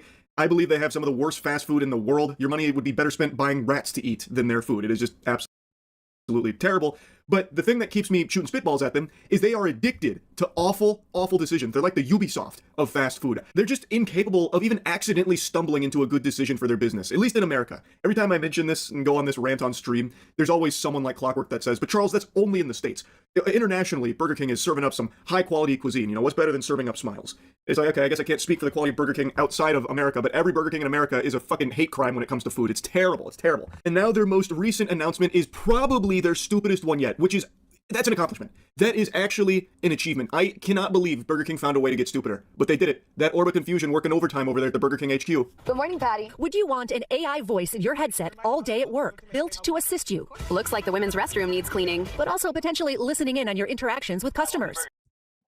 You know what, Based If True? I could get it done. Wrong button. I could get it done. I could get it done. I could make it happen. I know I could. I know I have the connections. I have the connections. From when I was on Epstein Island. Thank God, finally, an AI assistant that can jack into the headset of all Burger King employees to act like their fucking mother saying, hey, did you remember to clean the bathroom? Go lick the shitters clean, please. Burger King demands it. And then also monitoring your speech to ensure you are saying please and thank you enough times per day. Excellent. This is what everyone's been begging for. This is... Who's Island? Midday Pot.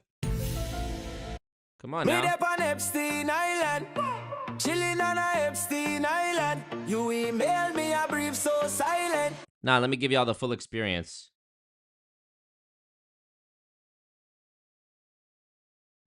Me up on Epstein Island, chilling on a Epstein Island. You email me a brief so silent, but the conversation seem no private.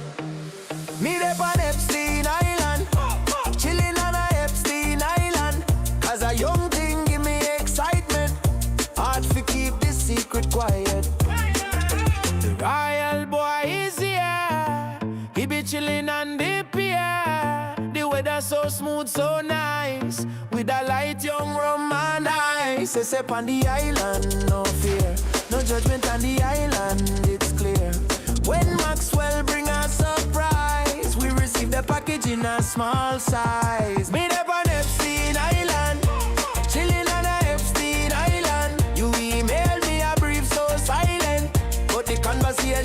him no private. Me there on Epstein Island, chilling on a Epstein Island. Cause a young thing give me excitement. Hard to keep this secret quiet. Me see a man in a wheelchair appear. Him with a short gal vibing right near. A statesman just come off him flight with a young thing on him left and right. There's a man a stand up at the gates. Him want come in, he can't wait. Him look very smart and wise. Foundation boy, so nice. Me there on Epstein Island, chilling on a Epstein Island. Such a banger. And My Big Beautiful Bill is a good one Him too. want come over, want and invite. Him have no vibes, we no rate till. And Maxwell tell a idiot say the party's done. We laugh cause smart get one STD. Him living too young, wild and free. From one Russian gal, intercourse. His wife no happy, she want divorce. Next day come around, it's safari time. We a enjoy, we self-relax and wine. Jeffrey a drive around in a the Jeep. Him a chill guy, can't believe them call him a creep. Look how the monkey them a climb up and jump. Look on them go, them a climb and jump. Epstein Island a the place we be. If you want nature and animosity, me there on Epstein Island, chilling. Based if true, is this it? Techno remix? Because this is from 14 years ago. LXM versus Mark van Dam.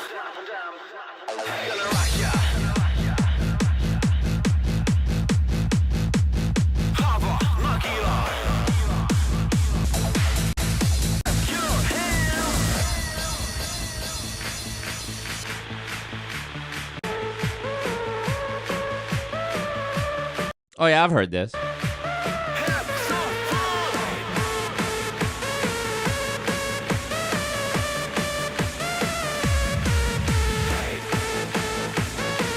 Banger. Fuck you talking about? Banger. He's probably the most desperate. Alright, we get it.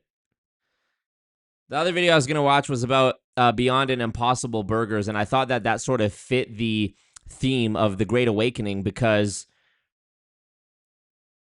you know, myself, I was vegetarian for 5 years. I know. What you were about to witness I know. is real. The participants are not actors. It was because of a gal. It was because of bad gal. I remember I went on this a date with this vegan girl, and she showed me, we're Netflix and chilling back in 2017, and she shows me some documentary on Netflix about, what was it called? It was like Cowspiracy. I was like, oh, damn, that's crazy. It's really not good for not good for us to eat meat. Then I was like, okay, I'm still eating meat. Then I link up with another girl a few months later. She's showing me Netflix and chill. I swear they were all working together. Netflix and chill, and she's showing me one called like Earthlings, which is about how cruel the meat industry is to animals. And I was like, fuck, meat industry really fucking treats animals badly. Then I'm chilling with another vegan girl. Later on that same year, 2017, I was actually on a mad thing in 2017. Don't even ask me how. Before YouTube, before even having a beard, I literally looked like a kid. And I was so skinny. I don't even know how I was on this mad boy thing in 2017, but I was. So I'm with this different gal in 2017. She shows me yet another documentary about veganism. I think this one was called The True Cost or What the Health. That was it. And it was about how it's not good for your health. So I was like, damn, it's bad for the environment. It's bad for the animals. It's bad for my health. I'm going to be vegetarian. And with the exception of cheese and like dairy, like butter sometimes, I was vegetarian for 5 years up until 2022. And then I was like, you know what, dude? The goal to completely shave my beard, bro. I haven't done that for a long time, and I take pride in this beard. I don't know, dude. That's got to be like, this is my moneymaker, and it's going to take weeks to grow back. So am I crazy if I say like 2 bands, $2,000? I might do it for $2K. Not even going to lie. But yeah,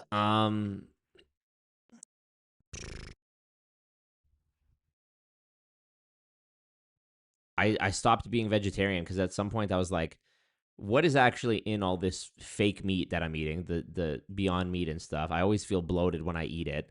the amount of protein shakes, like the vegan pea protein shakes that I'm drinking, I have to drink like 5 of them a day in order to get the amount of protein I need, because I'm just eating like pasta and shit. I'm not getting good protein from the food I'm eating. I'm eating like carb heavy food, just carbs basically, because I'm vegetarian.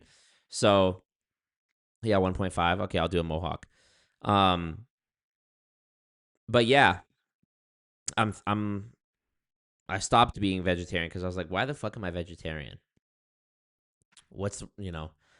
I'm doing this for chickens. Fuck them chickens. They don't give a fuck about me. They're too dumb to even know what's going on. I'm trying to get jacked. I'm trying to be huge. It's an honor for these chickens to die for me in my pursuit of being jacked, isn't it? So yeah, I stopped being vegan, and then I went on a tear for like a week straight. I was eating meat, chicken. And then I think I didn't let my body adjust back to... I didn't let my gut biome readjust to eating meat after 5 years of no meat. And I got deathly sick. Like, I literally thought I was going to die. I had like a horrible bedridden sickness. Couldn't eat. Didn't eat anything for 10 days. Hurt even to drink water. Anyways, I was never able to get a conclusive answer about what it was, but I'm almost certain that it's related to me not eating meat for 5 years and then eating meat every day for a week. So yeah, anyways, I watched this video, and it seems this is part of the Great Awakening too, is that like during COVID, people started putting more time and research into what they were putting in their bodies, and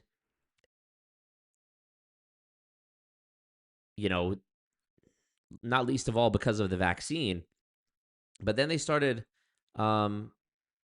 assessing more, and yeah, I guess it fell by the wayside.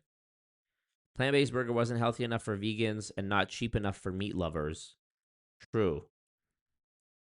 Simple reality is that it's not the same price or cheaper and just as good, then it's not going to sell.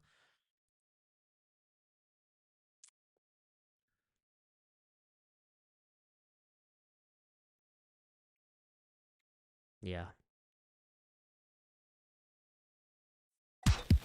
Take a look at this was a good video. I like this channel, Business Insider. I also like More Perfect Union.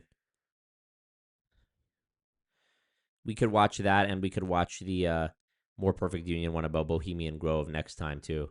If somebody drops, you might see me stream tomorrow. If somebody drops an offline bag, if somebody who's watching this on the replay or listening in the background drops an offline bag, or a couple people do, then I'll pop back on tomorrow.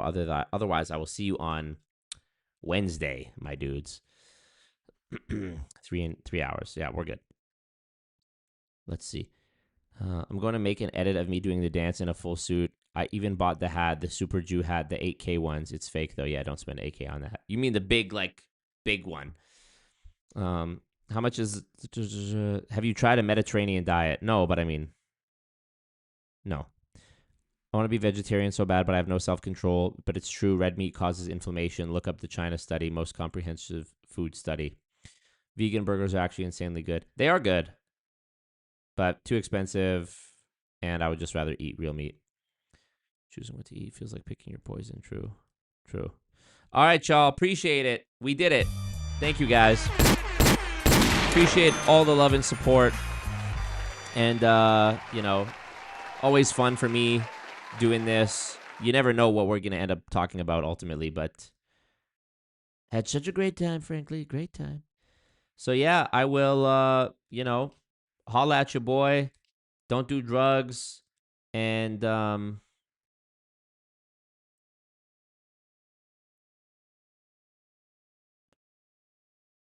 let's absolutely lock in, shall we? Peace out, y'all.